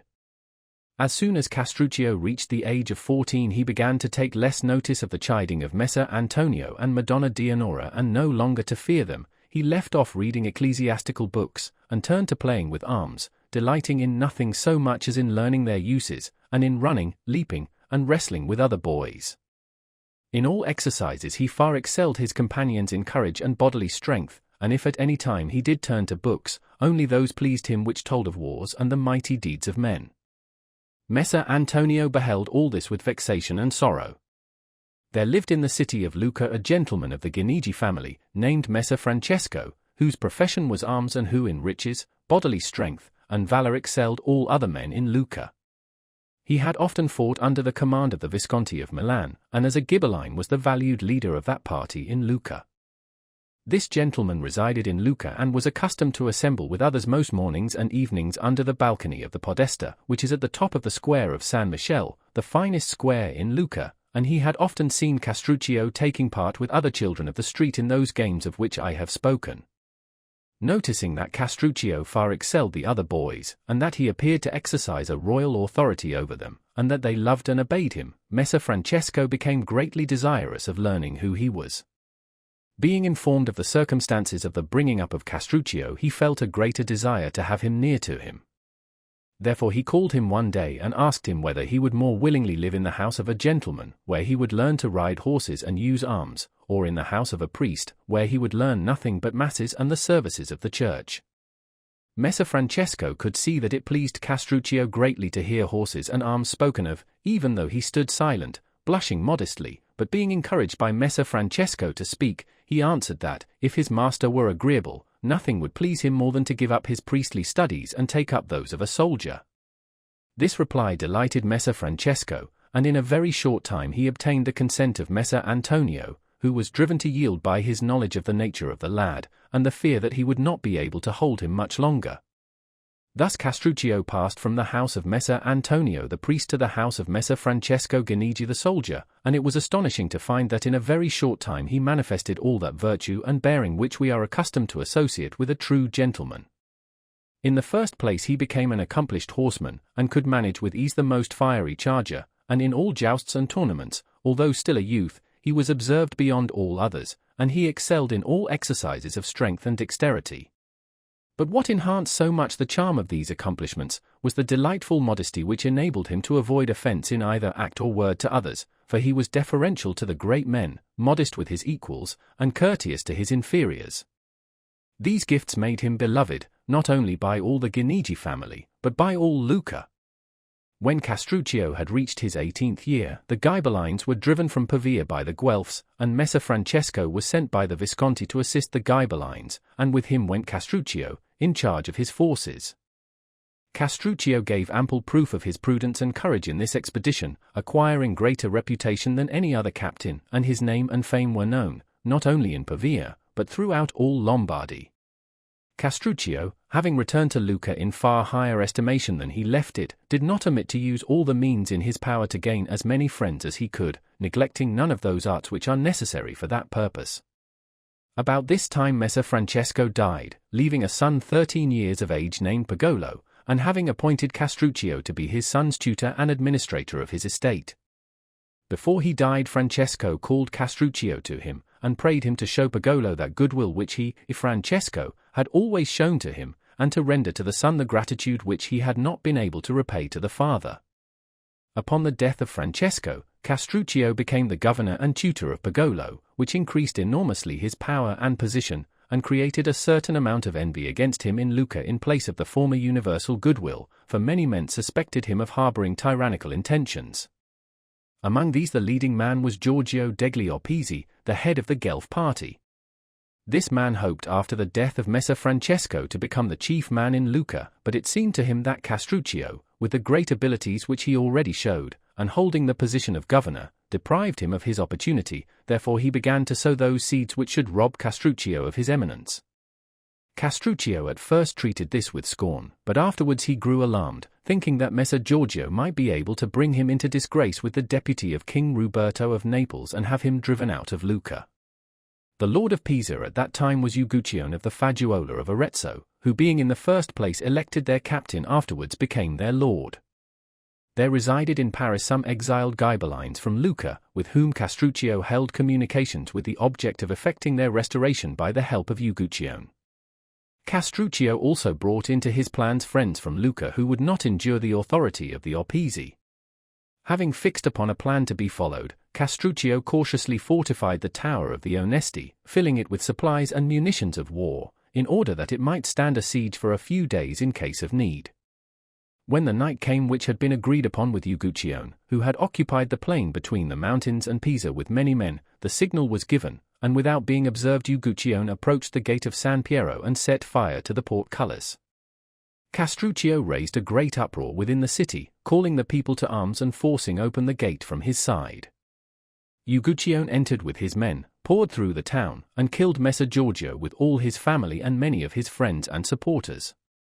The governor was driven out, and the government reformed according to the wishes of Uguccione, to the detriment of the city, because it was found that more than 100 families were exiled at that time. Of those who fled, part went to Florence and part to Pistoia, which city was the headquarters of the Guelph party, and for this reason it became most hostile to Uguccione and the Lucchese. As it now appeared to the Florentines and others of the Guelph party that the Ghibellines absorbed too much power in Tuscany, they determined to restore the exiled Guelphs to Lucca. They assembled a large army in the Val di Nivo, and seized Montecatini. From thence they marched to Monte Carlo, in order to secure the free passage into Lucca. Upon this Uguccione assembled his Pisan and Lucchese forces, and with a number of German cavalry which he drew out of Lombardy, he moved against the quarters of the Florentines, who upon the appearance of the enemy withdrew from Monte Carlo, and posted themselves between Montecatini and Pescia. Uguccione now took up a position near to Monte Carlo, and within about 2 miles of the enemy, and slight skirmishes between the horse of both parties were of daily occurrence. Owing to the illness of Uguccione, the Pisans and Lucchese delayed coming to battle with the enemy. Uguccione, finding himself growing worse, went to Monte Carlo to be cured, and left the command of the army in the hands of Castruccio. This change brought about the ruin of the Guelphs, who, thinking that the hostile army having lost its captain had lost its head, grew overconfident. Castruccio observed this, and allowed some days to pass in order to encourage this belief. He also showed signs of fear, and did not allow any of the munitions of the camp to be used. On the other side, the Guelphs grew more insolent the more they saw these evidences of fear, and every day they drew out in the order of battle in front of the army of Castruccio. Presently, deeming that the enemy was sufficiently emboldened, and having mastered their tactics, he decided to join battle with them. First he spoke a few words of encouragement to his soldiers, and pointed out to them the certainty of victory if they would but obey his commands. Castruccio had noticed how the enemy had placed all his best troops in the center of the line of battle, and his less reliable men on the wings of the army, whereupon he did exactly the opposite, putting his most valiant men on the flanks, while those on whom he could not so strongly rely he moved to the center. Observing this order of battle, he drew out of his lines and quickly came in sight of the hostile army, who, as usual, had come in their insolence to defy him. He then commanded his center squadrons to march slowly, whilst he moved rapidly forward those on the wings. Thus, when they came into contact with the enemy, only the wings of the two armies became engaged, whilst the center battalions remained out of action, for these two portions of the line of battle were separated from each other by a long interval and thus unable to reach each other. By this expedient the more valiant part of Castruccio's men were opposed to the weaker part of the enemy's troops, and the most efficient men of the enemy were disengaged, and thus the Florentines were unable to fight with those who were arrayed opposite to them, or to give any assistance to their own flanks. So, without much difficulty, Castruccio put the enemy to flight on both flanks, and the center battalions took to flight when they found themselves exposed to attack, without having a chance of displaying their valor. The defeat was complete, and the loss in men very heavy, there being more than 10,000 men killed with many officers and knights of the Guelph party in Tuscany, and also many princes who had come to help them, among whom were Piero, the brother of King Ruberto, and Carlo, his nephew, and Filippo, the lord of Taranto. On the part of Castruccio the loss did not amount to more than 300 men, among whom was Francesco, the son of Uguccione, who, being young and rash, was killed in the first onset. This victory so greatly increased the reputation of Castruccio that Uguccione conceived some jealousy and suspicion of him, because it appeared to Uguccione that this victory had given him no increase of power, but rather than diminished it. Being of this mind, he only waited for an opportunity to give effect to it. This occurred on the death of Pier Agnolo Mihili, a man of great repute and abilities in Lucca, the murderer of whom fled to the house of Castruccio for refuge. On the sergeants of the captain going to arrest the murderer, they were driven off by Castruccio, and the murderer escaped.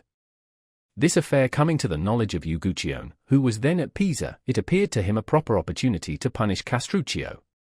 He therefore sent for his son Neri, who was the governor of Lucca, and commissioned him to take Castruccio prisoner at a banquet and put him to death. Castruccio, fearing no evil, went to the governor in a friendly way, was entertained at supper, and then thrown into prison. But Neri, fearing to put him to death lest the people should be incensed, kept him alive, in order to hear further from his father concerning his intentions. Ugutian cursed the hesitation and cowardice of his son, and at once set out from Pisa to Lucca with 400 horsemen to finish the business in his own way, but he had not yet reached the baths when the Pisans rebelled and put his deputy to death and created Count Gaddo della Giradesca their lord. Before Uguccione reached Lucca he heard of the occurrences at Pisa, but it did not appear wise to him to turn back, lest the Lucchese with the example of Pisa before them should close their gates against him. But the Lucchese, having heard of what had happened at Pisa, availed themselves of this opportunity to demand the liberation of Castruccio, notwithstanding that Uguccione had arrived in their city. They first began to speak of it in private circles, afterwards openly in the squares and streets, then they raised a tumult, and with arms in their hands went to Uguccione and demanded that Castruccio should be set at liberty. Uguccione, fearing that worse might happen, released him from prison. Whereupon Castruccio gathered his friends around him, and with the help of the people attacked Uguccione, who, finding he had no resource but in flight, rode away with his friends to Lombardy, to the lords of Scale, where he died in poverty. But Castruccio from being a prisoner became almost a prince in Lucca, and he carried himself so discreetly with his friends and the people that they appointed him captain of their army for 1 year. Having obtained this, and wishing to gain renown in war, he planned the recovery of the many towns which had rebelled after the departure of Uguccione, and with the help of the Pisans, with whom he had concluded a treaty, he marched to Serezana. To capture this place he constructed a fort against it, which is called today Zerezanello. In the course of 2 months Castruccio captured the town. With the reputation gained at that siege, he rapidly seized Massa, Carora, and Lavenza, and in a short time had overrun the whole of Lunigiana. In order to close the pass which leads from Lombardy to Lunigiana, he besieged Pontremoli and wrested it from the hands of Messer Anastasio Pallavicini, who was the lord of it. After this victory he returned to Lucca, and was welcomed by the whole people. And now Castruccio, deeming it imprudent any longer to defer making himself a prince, got himself created the lord of Lucca by the help of Pasino del Poggio, Puccinello dal Portico, Francesco Bocconsacchi, and Secco Guinigi, all of whom he had corrupted, and he was afterwards solemnly and deliberately elected prince by the people. At this time Frederick of Bavaria, the king of the Romans, came into Italy to assume the imperial crown, and Castruccio, in order that he might make friends with him, met him at the head of 500 horsemen. Castruccio had left as his deputy in Lucca, Pagolo Guinigi, who was held in high estimation, because of the people's love for the memory of his father. Castruccio was received in great honor by Frederick, and many privileges were conferred upon him, and he was appointed the emperor's lieutenant in Tuscany. At this time the Pisans were in great fear of Gaddo della Giradesca, whom they had driven out of Pisa, and they had recourse for assistance to Frederick. Frederick created Castruccio the lord of Pisa, and the Pisans, in dread of the Guelph party, and particularly of the Florentines, were constrained to accept him as their lord. Frederick, having appointed a governor in Rome to watch his Italian affairs, returned to Germany. All the Tuscan and Lombardian Ghibellines, who followed the imperial lead, had recourse to Castruccio for help and counsel, and all promised him the governorship of his country, if enabled to recover it with his assistance. Among these exiles were Matteo Guidi, Nardo Scolari, Lepo Uberti, Girozzo Nodi, and Piero Buonaccorsi, all exiled Florentines and Ghibellines. Castruccio had the secret intention of becoming the master of all Tuscany by the aid of these men and of his own forces, and in order to gain greater weight in affairs, he entered into a league with Messer Matteo Visconti, the Prince of Milan, and organized for him the forces of his city and the country districts. As Lucca had 5 gates, he divided his own country districts into 5 parts, which he supplied with arms, and enrolled the men under captains and ensigns, so that he could quickly bring into the field 20,000 soldiers, without those whom he could summon to his assistance from Pisa. While he surrounded himself with these forces and allies, it happened that Messer Matteo Visconti was attacked by the Guelphs of Piacenza, who had driven out the Ghibellines with the assistance of a Florentine army and the King Ruberto. Messer Matteo called upon Castruccio to invade the Florentines in their own territories, so that, being attacked at home, they should be compelled to draw their army out of Lombardy in order to defend themselves. Castruccio invaded the Valdarno, and seized Fusecchio and San Miniato, inflicting immense damage upon the country. Whereupon the Florentines recalled their army, which had scarcely reached Tuscany, when Castruccio was forced by other necessities to return to Lucca. There resided in the city of Lucca the Poggio family, who were so powerful that they could not only elevate Castruccio, but even advance him to the dignity of prince, and it appearing to them they had not received such rewards for their services as they deserved, they incited other families to rebel and to drive Castruccio out of Lucca. They found their opportunity one morning, and arming themselves, they set upon the lieutenant whom Castruccio had left to maintain order and killed him. They endeavored to raise the people in revolt, but Stefano di Poggio, a peaceable old man who had taken no hand in the rebellion, intervened and compelled them by his authority to lay down their arms, and he offered to be their mediator with Castruccio to obtain from him what they desired. Therefore they laid down their arms with no greater intelligence than they had taken them up. Castruccio, having heard the news of what had happened at Lucca, at once put Pagolo Guinigi in command of the army, and with a troop of cavalry set out for home. Contrary to his expectations, he found the rebellion at an end, yet he posted his men in the most advantageous places throughout the city. As it appeared to Stefano that Castruccio ought to be very much obliged to him, he sought him out, and without saying anything on his own behalf, for he did not recognize any need for doing so, he begged Castruccio to pardon the other members of his family by reason of their youth, their former friendships, and the obligations which Castruccio was under to their house. To this Castruccio graciously responded, and begged Stefano to reassure himself, declaring that it gave him more pleasure to find the tumult at an end than it had ever caused him anxiety to hear of its inception. He encouraged Stefano to bring his family to him, saying that he thanked God for having given him the opportunity of showing his clemency and liberality. Upon the word of Stefano and Castruccio they surrendered, and with Stefano were immediately thrown into prison and put to death. Meanwhile the Florentines had recovered San Miniato, whereupon it seemed advisable to Castruccio to make peace, as it did not appear to him that he was sufficiently secure at Lucca to leave him. He approached the Florentines with the proposal of a truce, which they readily entertained, for they were weary of the war, and desirous of getting rid of the expenses of it. A treaty was concluded with them for 2 years, by which both parties agreed to keep the conquests they had made. Castruccio, thus released from this trouble, turned his attention to affairs in Lucca, and in order that he should not again be subject to the perils from which he had just escaped, he, under various pretenses and reasons, first wiped out all those who by their ambition might aspire to the principality, not sparing one of them, but depriving them of country and property, and those whom he had in his hands of life also, stating that he had found by experience that none of them were to be trusted. Then for his further security he raised a fortress in Lucca with the stones of the towers of those whom he had killed or hunted out of the state. Whilst Castruccio made peace with the Florentines, and strengthened his position in Lucca, he neglected no opportunity, short of open war, of increasing his importance elsewhere. It appeared to him that if he could get possession of Pistoia, he would have one foot in Florence, which was his great desire. He, therefore, in various ways made friends with the mountaineers, and worked matters so in Pistoia that both parties confided their secrets to him. Pistoia was divided, as it always had been, into the Bianchi and Neri parties. The head of the Bianchi was Bastiano di Pacente, and of the Neri, Jacopo di Aegea. Each of these men held secret communications with Castruccio, and each desired to drive the other out of the city, and, after many threatenings, they came to blows. Jacopo fortified himself at the Florentine gate, Bastiano at that of the Lucci side of the city. Both trusted more in Castruccio than in the Florentines, because they believed that Castruccio was far more ready and willing to fight than the Florentines, and they both sent to him for assistance. He gave promises to both, saying to Bastiano that he would come in person, and to Jacopo that he would send his pupil, Pagolo Guinigi.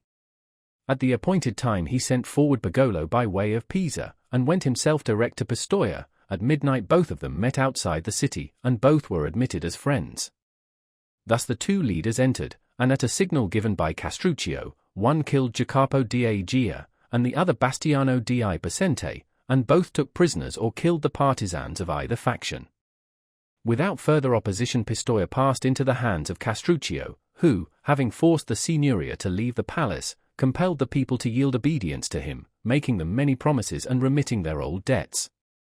The countryside flocked to the city to see the new prince, and all were filled with hope and quickly settled down, influenced in a great measure by his great valor. About this time great disturbances arose in Rome, owing to the dearness of living which was caused by the absence of the pontiff at Avignon. The German governor, Enrico, was much blamed for what happened, murders and tumults following each other daily, without his being able to put an end to them. This caused Enrico much anxiety lest the Romans should call in Ruberto, the king of Naples, who would drive the Germans out of the city, and bring back the Pope. Having no nearer friend to whom he could apply for help than Castruccio, he sent to him, begging him not only to give him assistance, but also to come in person to Rome. Castruccio considered that he ought not to hesitate to render the emperor this service, because he believed that he himself would not be safe if at any time the emperor ceased to hold Rome. Leaving Pagolo Guinigi in command at Lucca, Castruccio set out for Rome with 600 horsemen, where he was received by Enrico with the greatest distinction. In a short time the presence of Castruccio obtained such respect for the emperor that, without bloodshed or violence, good order was restored, chiefly by reason of Castruccio having sent by sea from the country round Pisa large quantities of corn, and thus removed the source of the trouble. When he had chastised some of the Roman leaders, and admonished others, voluntary obedience was rendered to Enrico. Castruccio received many honors, and was made a Roman senator. This dignity was assumed with the greatest pomp, Castruccio being clothed in a brocaded toga, which had the following words embroidered on its front: "I am what God wills," whilst on the back was, "What God desires shall be." During this time the Florentines, who were much enraged that Castruccio should have seized Pistoia during the truce, considered how they could tempt the city to rebel, to do which they thought would not be difficult in his absence. Among the exiled Pistoians in Florence were Baldo Secchi and Jacopo Boldini, both men of leading and ready to face danger. These men kept up communications with their friends in Pistoia, and with the aid of the Florentines entered the city by night, and after driving out some of Castruccio's officials and partisans, and killing others, they restored the city to its freedom. The news of this greatly angered Castruccio, and taking leave of Enrico, he pressed on in great haste to Pistoia. When the Florentines heard of his return, knowing that he would lose no time, they decided to intercept him with their forces in the Val di Nivo, under the belief that by doing so they would cut off his road to Pistoia. Assembling a great army of the supporters of the Guelph cause, the Florentines entered the Pistoian territories.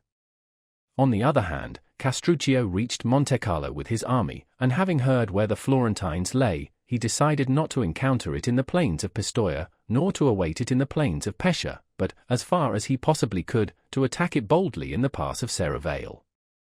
He believed that if he succeeded in this design, victory was assured, although he was informed that the Florentines had 30,000 men, whilst he had only 12,000. Although he had every confidence in his own abilities and the valor of his troops, yet he hesitated to attack his enemy in the open lest he should be overwhelmed by numbers. Serravalle is a castle between Pescia and Pistoia, situated on a hill which blocks the Val di Nivo, not in the exact pass, but about a bowshot beyond. The pass itself is in places narrow and steep, whilst in general it ascends gently, but is still narrow, especially at the summit where the waters divide, so that 20 men side by side could hold it. The lord of Serravalle was Manfred, a German, who, before Castruccio became lord of Pistoia, had been allowed to remain in possession of the castle, it being common to the Lucchese and the Pistoians, and unclaimed by either, neither of them wishing to displace Manfred as long as he kept his promise of neutrality, and came under obligations to no one. For these reasons, and also because the castle was well fortified, he had always been able to maintain his position. It was here that Castruccio had determined to fall upon his enemy, for here his few men would have the advantage, and there was no fear lest, seeing the large masses of the hostile force before they became engaged, they should not stand. As soon as this trouble with Florence arose, Castruccio saw the immense advantage which possession of this castle would give him, and having an intimate friendship with a resident in the castle, he managed matters so with him that 400 of his men were to be admitted into the castle the night before the attack on the Florentines, and the Castellan put to death. Castruccio, having prepared everything, had now to encourage the Florentines to persist in their desire to carry the seat of war away from Pistoia into the Val di Nivo, therefore he did not move his army from Montecarlo. Thus the Florentines hurried on until they reached their encampment under Serravalle, intending to cross the hill on the following morning. In the meantime, Castruccio had seized the castle at night, had also moved his army from Montecarlo, and marching from thence at midnight in dead silence, had reached the foot of Serravalle, thus he and the Florentines commenced the ascent of the hill at the same time in the morning.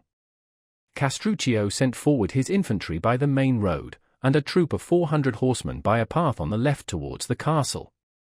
The Florentines sent forward 400 cavalry ahead of their army which was following, never expecting to find Castruccio in possession of the hill, nor were they aware of his having seized the castle. Thus it happened that the Florentine horsemen mounting the hill were completely taken by surprise when they discovered the infantry of Castruccio, and so close were they upon it they had scarcely time to pull down their visors. It was a case of unready soldiers being attacked by ready, and they were assailed with such vigor that with difficulty they could hold their own, although some few of them got through. When the noise of the fighting reached the Florentine camp below, it was filled with confusion. The cavalry and infantry became inextricably mixed, the captains were unable to get their men either backward or forward, owing to the narrowness of the pass, and amid all this tumult no one knew what ought to be done or what could be done. In a short time the cavalry who were engaged with the enemy's infantry were scattered or killed without having made any effective defense because of their unfortunate position, although in sheer desperation they had offered a stout resistance. Retreat had been impossible, with the mountains on both flanks, whilst in front were their enemies, and in the rear their friends. When Castruccio saw that his men were unable to strike a decisive blow at the enemy and put them to flight, he sent 1,000 infantrymen round by the castle, with orders to join the 400 horsemen he had previously dispatched there, and commanded the whole force to fall upon the flank of the enemy. These orders they carried out with such fury that the Florentines could not sustain the attack, but gave way, and were soon in full retreat, conquered more by their unfortunate position than by the valor of their enemy. Those in the rear turned towards Pistoia, and spread through the plains, each man seeking only his own safety. The defeat was complete and very sanguinary. Many captains were taken prisoners, among whom were Bandini dei Rossi, Francesco Brunelleschi, and Giovanni della Tosa, all Florentine noblemen, with many Tuscans and Neapolitans who fought on the Florentine side, having been sent by King Ruberto to assist the Guelphs.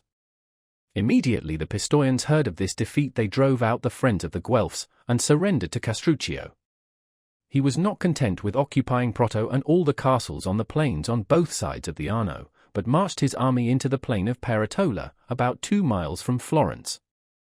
Here he remained many days, dividing the spoils, and celebrating his victory with feasts and games, holding horse races, and foot races for men and women. He also struck medals in commemoration of the defeat of the Florentines. He endeavored to corrupt some of the citizens of Florence, who were to open the city gates at night, but the conspiracy was discovered, and the participators in it taken and beheaded, among whom were Tommaso Lupaci and Lambertuccio Frescobaldi. This defeat caused the Florentines great anxiety, and despairing of preserving their liberty, they sent envoys to King Ruberto of Naples, offering him the dominion of their city, and he, knowing of what immense importance the maintenance of the Guelph cause was to him, accepted it. He agreed with the Florentines to receive from them a yearly tribute of 200,000 florins, and he sent his son Carlo to Florence with 4,000 horsemen.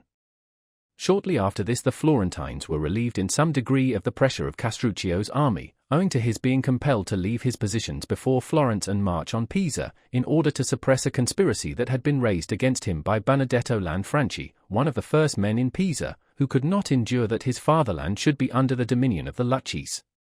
He had formed this conspiracy, intending to seize the citadel, kill the partisans of Castruccio, and drive out the garrison. As, however, in a conspiracy paucity of numbers is essential to secrecy, so for its execution a few are not sufficient, and in seeking more adherents to his conspiracy Lanfranchi encountered a person who revealed the design to Castruccio. This betrayal cannot be passed by without severe reproach to Bonifacio Cerci and Giovanni Guidi, 2 Florentine exiles who were suffering their banishment in Pisa. Thereupon Castruccio seized Benedetto and put him to death, and beheaded many other noble citizens, and drove their families into exile. It now appeared to Castruccio that both Pisa and Pistoia were thoroughly disaffected. He employed much thought and energy upon securing his position there, and this gave the Florentines their opportunity to reorganize their army, and to await the coming of Carlo, the son of the King of Naples. When Carlo arrived they decided to lose no more time, and assembled a great army of more than 30,000 infantry and 10,000 cavalry, having called to their aid every Guelph there was in Italy.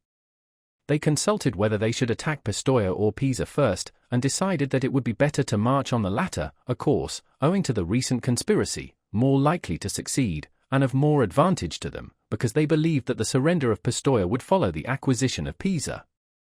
In the early part of May 1328, the Florentines put in motion this army and quickly occupied Lastra, Signa, Montelupo, and Empoli, passing from thence on to San Miniato. When Castruccio heard of the enormous army which the Florentines were sending against him, he was in no degree alarmed, believing that the time had now arrived when fortune would deliver the empire of Tuscany into his hands, for he had no reason to think that his enemy would make a better fight, or had better prospects of success, than at Pisa or Serravalle.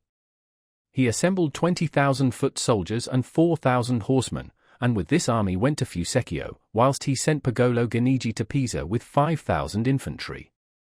Fusecchio has a stronger position than any other town in the Pisan district, owing to its situation between the rivers Arno and Gusciana and its slight elevation above the surrounding plain.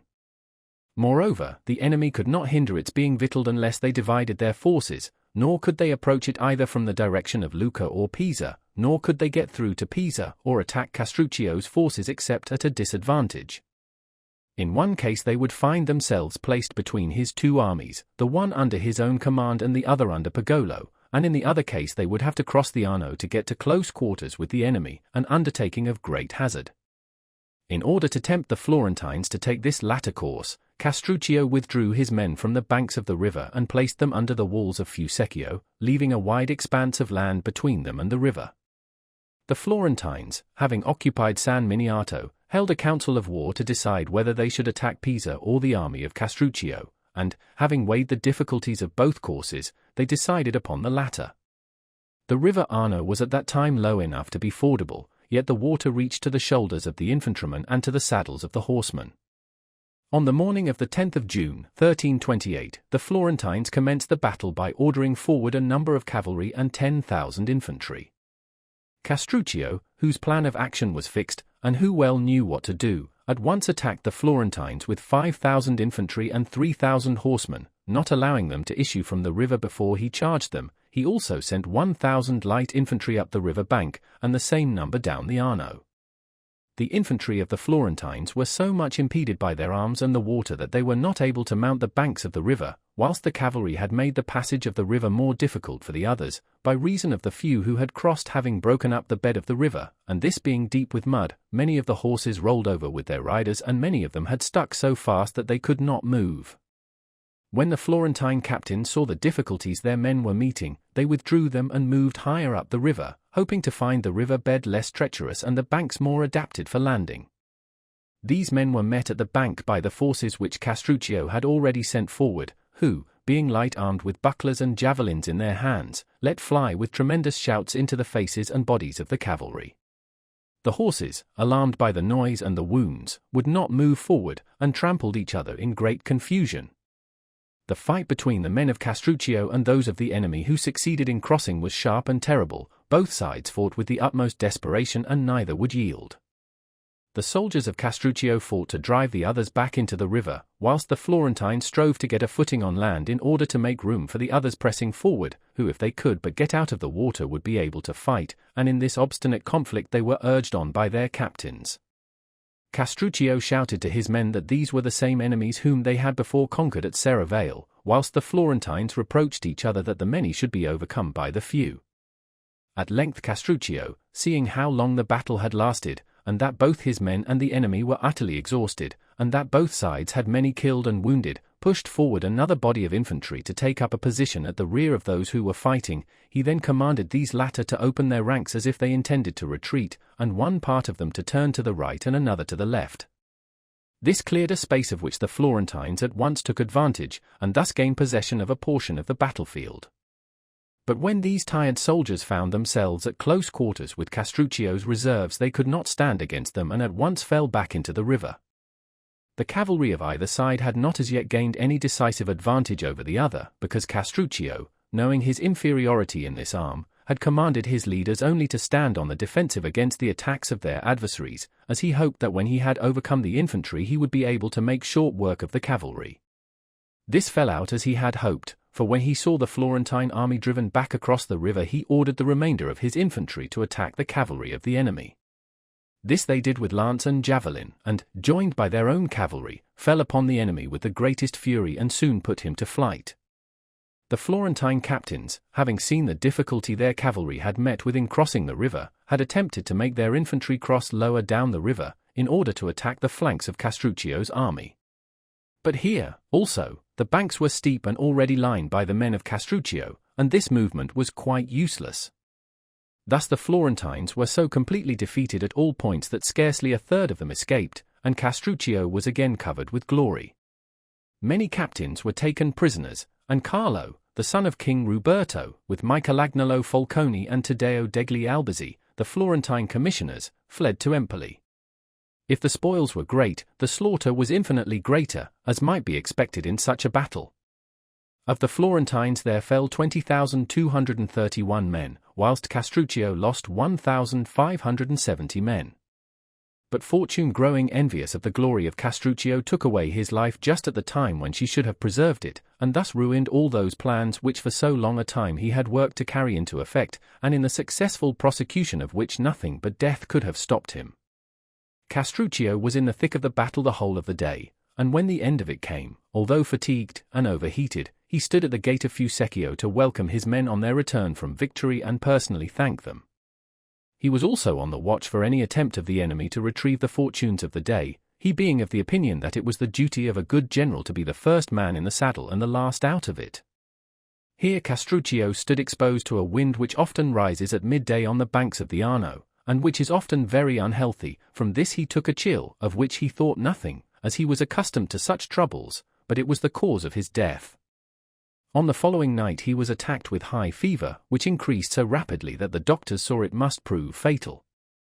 Castruccio, therefore, called Pagolo Guinigi to him, and addressed him as follows. If I could have believed that fortune would have cut me off in the midst of the career which was leading to that glory which all my successes promised, I should have laboured less, and I should have left thee, if a small estate, at least with fewer enemies and perils, because I should have been content with the governorships of Lucca and Pisa. I should neither have subjugated the Pistoians, nor outraged the Florentines with so many injuries.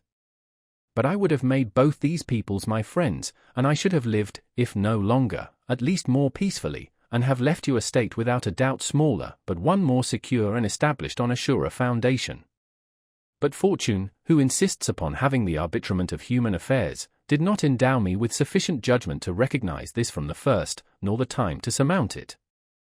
Thou hast heard, for many have told thee, and I have never concealed it, how I entered the house of thy father whilst yet a boy, a stranger to all those ambitions which every generous soul should feel, and how I was brought up by him, and loved as though I had been born of his blood, how under his governance I learned to be valiant and capable of availing myself of all that fortune, of which thou hast been witness. When thy good father came to die, he committed thee and all his possessions to my care, and I have brought thee up with that love, and increased thy estate with that care, which I was bound to show. And in order that thou shouldst not only possess the estate which thy father left, but also that which my fortune and abilities have gained, I have never married, so that the love of children should never deflect my mind from that gratitude which I owed to the children of thy father. Thus I leave thee a vast estate, of which I am well content, but I am deeply concerned, inasmuch as I leave it thee unsettled and insecure. Thou hast the city of Lucca on thy hands, which will never rest contented under thy government. Thou hast also Pisa, where the men are of nature changeable and unreliable, who, although they may be sometimes held in subjection, yet they will ever disdain to serve under a Laches. Pistoia is also disloyal to thee, she being eaten up with factions and deeply incensed against thy family by reason of the wrongs recently inflicted upon them. Thou hast for neighbours the offended Florentines, injured by us in 1,000 ways, but not utterly destroyed, who will hail the news of my death with more delight than they would the acquisition of all Tuscany. In the emperor and in the princes of Milan thou canst place no reliance, for they are far distant, slow, and their help is very long in coming. Therefore, thou hast no hope in anything but in thine own abilities, and in the memory of my valour, and in the prestige which this latest victory has brought thee, which, as thou knowest how to use it with prudence, will assist thee to come to terms with the Florentines, who, as they are suffering under this great defeat, should be inclined to listen to thee. And whereas I have sought to make them my enemies, because I believed that war with them would conduce to my power and glory, thou hast every inducement to make friends of them, because their alliance will bring thee advantages and security. It is of the greatest importance in this world that a man should know himself, and the measure of his own strength and means, and he who knows that he has not a genius for fighting must learn how to govern by the arts of peace. And it will be well for thee to rule thy conduct by my counsel, and to learn in this way to enjoy what my life work and dangers have gained, and in this thou wilt easily succeed when thou hast learnt to believe that what I have told thee is true. And thou wilt be doubly indebted to me, in that I have left thee this realm and have taught thee how to keep it. After this there came to Castruccio those citizens of Pisa, Pistoia, and Lucca who had been fighting at his side, and whilst recommending Pagolo to them, and making them swear obedience to him as his successor, he died. He left a happy memory to those who had known him, and no prince of those times was ever loved with such devotion as he was. His obsequies were celebrated with every sign of mourning, and he was buried in San Francesco at Lucca. Fortune was not so friendly to Pagolo Guinigi as she had been to Castruccio, for he had not the abilities. Not long after the death of Castruccio, Pagolo lost Pisa, and then Pistoia, and only with difficulty held on to Lucca. This latter city continued in the family of Guinigi until the time of the great-grandson of Pagolo. From what has been related here it will be seen that Castruccio was a man of exceptional abilities, not only measured by men of his own time, but also by those of an earlier date. In stature he was above the ordinary height, and perfectly proportioned. He was of a gracious presence, and he welcomed men with such urbanity that those who spoke with him rarely left him displeased. His hair was inclined to be red, and he wore it cut short above the ears, and, whether it rained or snowed, he always went without a hat. He was delightful among friends, but terrible to his enemies, just to his subjects, ready to play false with the unfaithful, and willing to overcome by fraud those whom he desired to subdue, because he was wont to say that it was the victory that brought the glory, not the methods of achieving it. No one was bolder in facing danger, none more prudent in extricating himself. He was accustomed to say that men ought to attempt everything and fear nothing, that God is a lover of strong men, because one always sees that the weak are chastised by the strong. He was also wonderfully sharp or biting though courteous in his answers, and as he did not look for any indulgence in this way of speaking from others, so he was not angered with others did not show it to him. It has often happened that he has listened quietly when others have spoken sharply to him, as on the following occasions. He had caused a ducat to be given for a partridge, and was taken to task for doing so by a friend, to whom Castruccio had said, "You would not have given more than a penny." "That is true," answered the friend. Then said Castruccio to him, "A ducat is much less to me." Having about him a flatterer on whom he had spat to show that he scorned him, the flatterer said to him, "Fishermen are willing to let the waters of the sea saturate them in order that they may take a few little fishes, and I allow myself to be wetted by spittle that I may catch a whale," and this was not only heard by Castruccio with patience but rewarded. When told by a priest that it was wicked for him to live so sumptuously, Castruccio said, "If that be a vice then you should not fare so splendidly at the feasts of our saints." Passing through a street he saw a young man as he came out of a house of ill fame blush at being seen by Castruccio, and said to him, "Thou shouldst not be ashamed when thou comest out, but when thou goest into such places." A friend gave him a very curiously tied knot to undo and was told, "Fool, do you think that I wish to untie a thing which gave so much trouble to fasten?" Castruccio said to one who professed to be a philosopher, "You are like the dogs who always run after those who will give them the best to eat," and was answered, "We are rather like the doctors who go to the houses of those who have the greatest need of them." Going by water from Pisa to Livorno, Castruccio was much disturbed by a dangerous storm that sprang up, and was reproached for cowardice by one of those with him, who said that he did not fear anything. Castruccio answered that he did not wonder at that, since every man valued his soul for what it was worth. Being asked by one what he ought to do to gain estimation, he said, "When thou goest to a banquet take care that thou dost not seat one piece of wood upon another." To a person who was boasting that he had read many things, Castruccio said, "He knows better than to boast of remembering many things." Someone bragged that he could drink much without becoming intoxicated. Castruccio replied, "An ox does the same." Castruccio was acquainted with a girl with whom he had intimate relations, and being blamed by a friend who told him that it was undignified for him to be taken in by a woman, he said, "She has not taken me in, I have taken her." Being also blamed for eating very dainty foods, he answered, "Thou dost not spend as much as I do," and being told that it was true, he continued, "Then thou art more avaricious than I am gluttonous."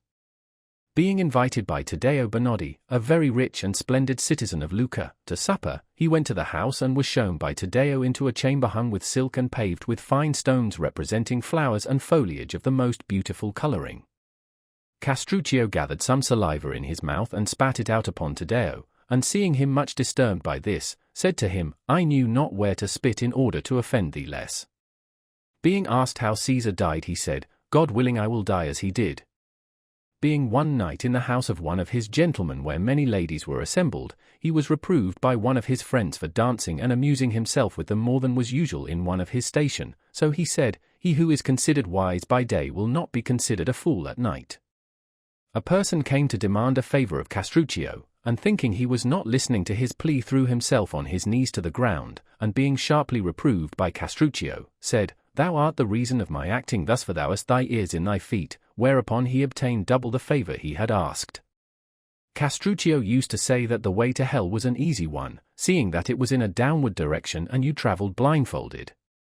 Being asked a favor by one who used many superfluous words, he said to him, "When you have another request to make, send someone else to make it." Having been wearied by a similar man with a long oration who wound up by saying, "Perhaps I have fatigued you by speaking so long," Castruccio said, "You have not, because I have not listened to a word you said." He used to say of one who had been a beautiful child and who afterwards became a fine man, that he was dangerous, because he first took the husbands from the wives and now he took the wives from their husbands. To an envious man who laughed, he said, "Do you laugh because you are successful or because another is unfortunate?" Whilst he was still in the charge of Messer Francesco Guinigi, one of his companions said to him, "What shall I give you if you will let me give you a blow on the nose?" Castruccio answered, "The helmet." Having put to death a citizen of Lucca who had been instrumental in raising him to power, and being told that he had done wrong to kill one of his old friends, he answered that people deceived themselves, he had only killed a new enemy. Castruccio praised greatly those men who intended to take a wife and then did not do so, saying that they were like men who said they would go to sea, and then refused when the time came. He said that it always struck him with surprise that whilst men in buying an earthen or glass vase would sound it first to learn if it were good, yet in choosing a wife they were content with only looking at her. He was once asked in what manner he would wish to be buried when he died, and answered, "With the face turned downwards, for I know when I am gone this country will be turned upside down." On being asked if it had ever occurred to him to become a friar in order to save his soul, he answered that it had not, because it appeared strange to him that Fra Lazzarone should go to paradise and Uguccione della Fagiuola to the Inferno. He was once asked when should a man eat to preserve his health, and replied, "If the man be rich let him eat when he is hungry, if he be poor, then when he can." Seeing one of his gentlemen make a member of his family lace him up, he said to him, "I pray God that you will let him feed you also." Seeing that someone had written upon his house in Latin the words, "May God preserve this house from the wicked," he said, "The owner must never go in." Passing through one of the streets he saw a small house with a very large door, and remarked, "That house will fly through the door." He was having a discussion with the ambassador of the King of Naples concerning the property of some banished nobles, when a dispute arose between them, and the ambassador asked him if he had no fear of the king.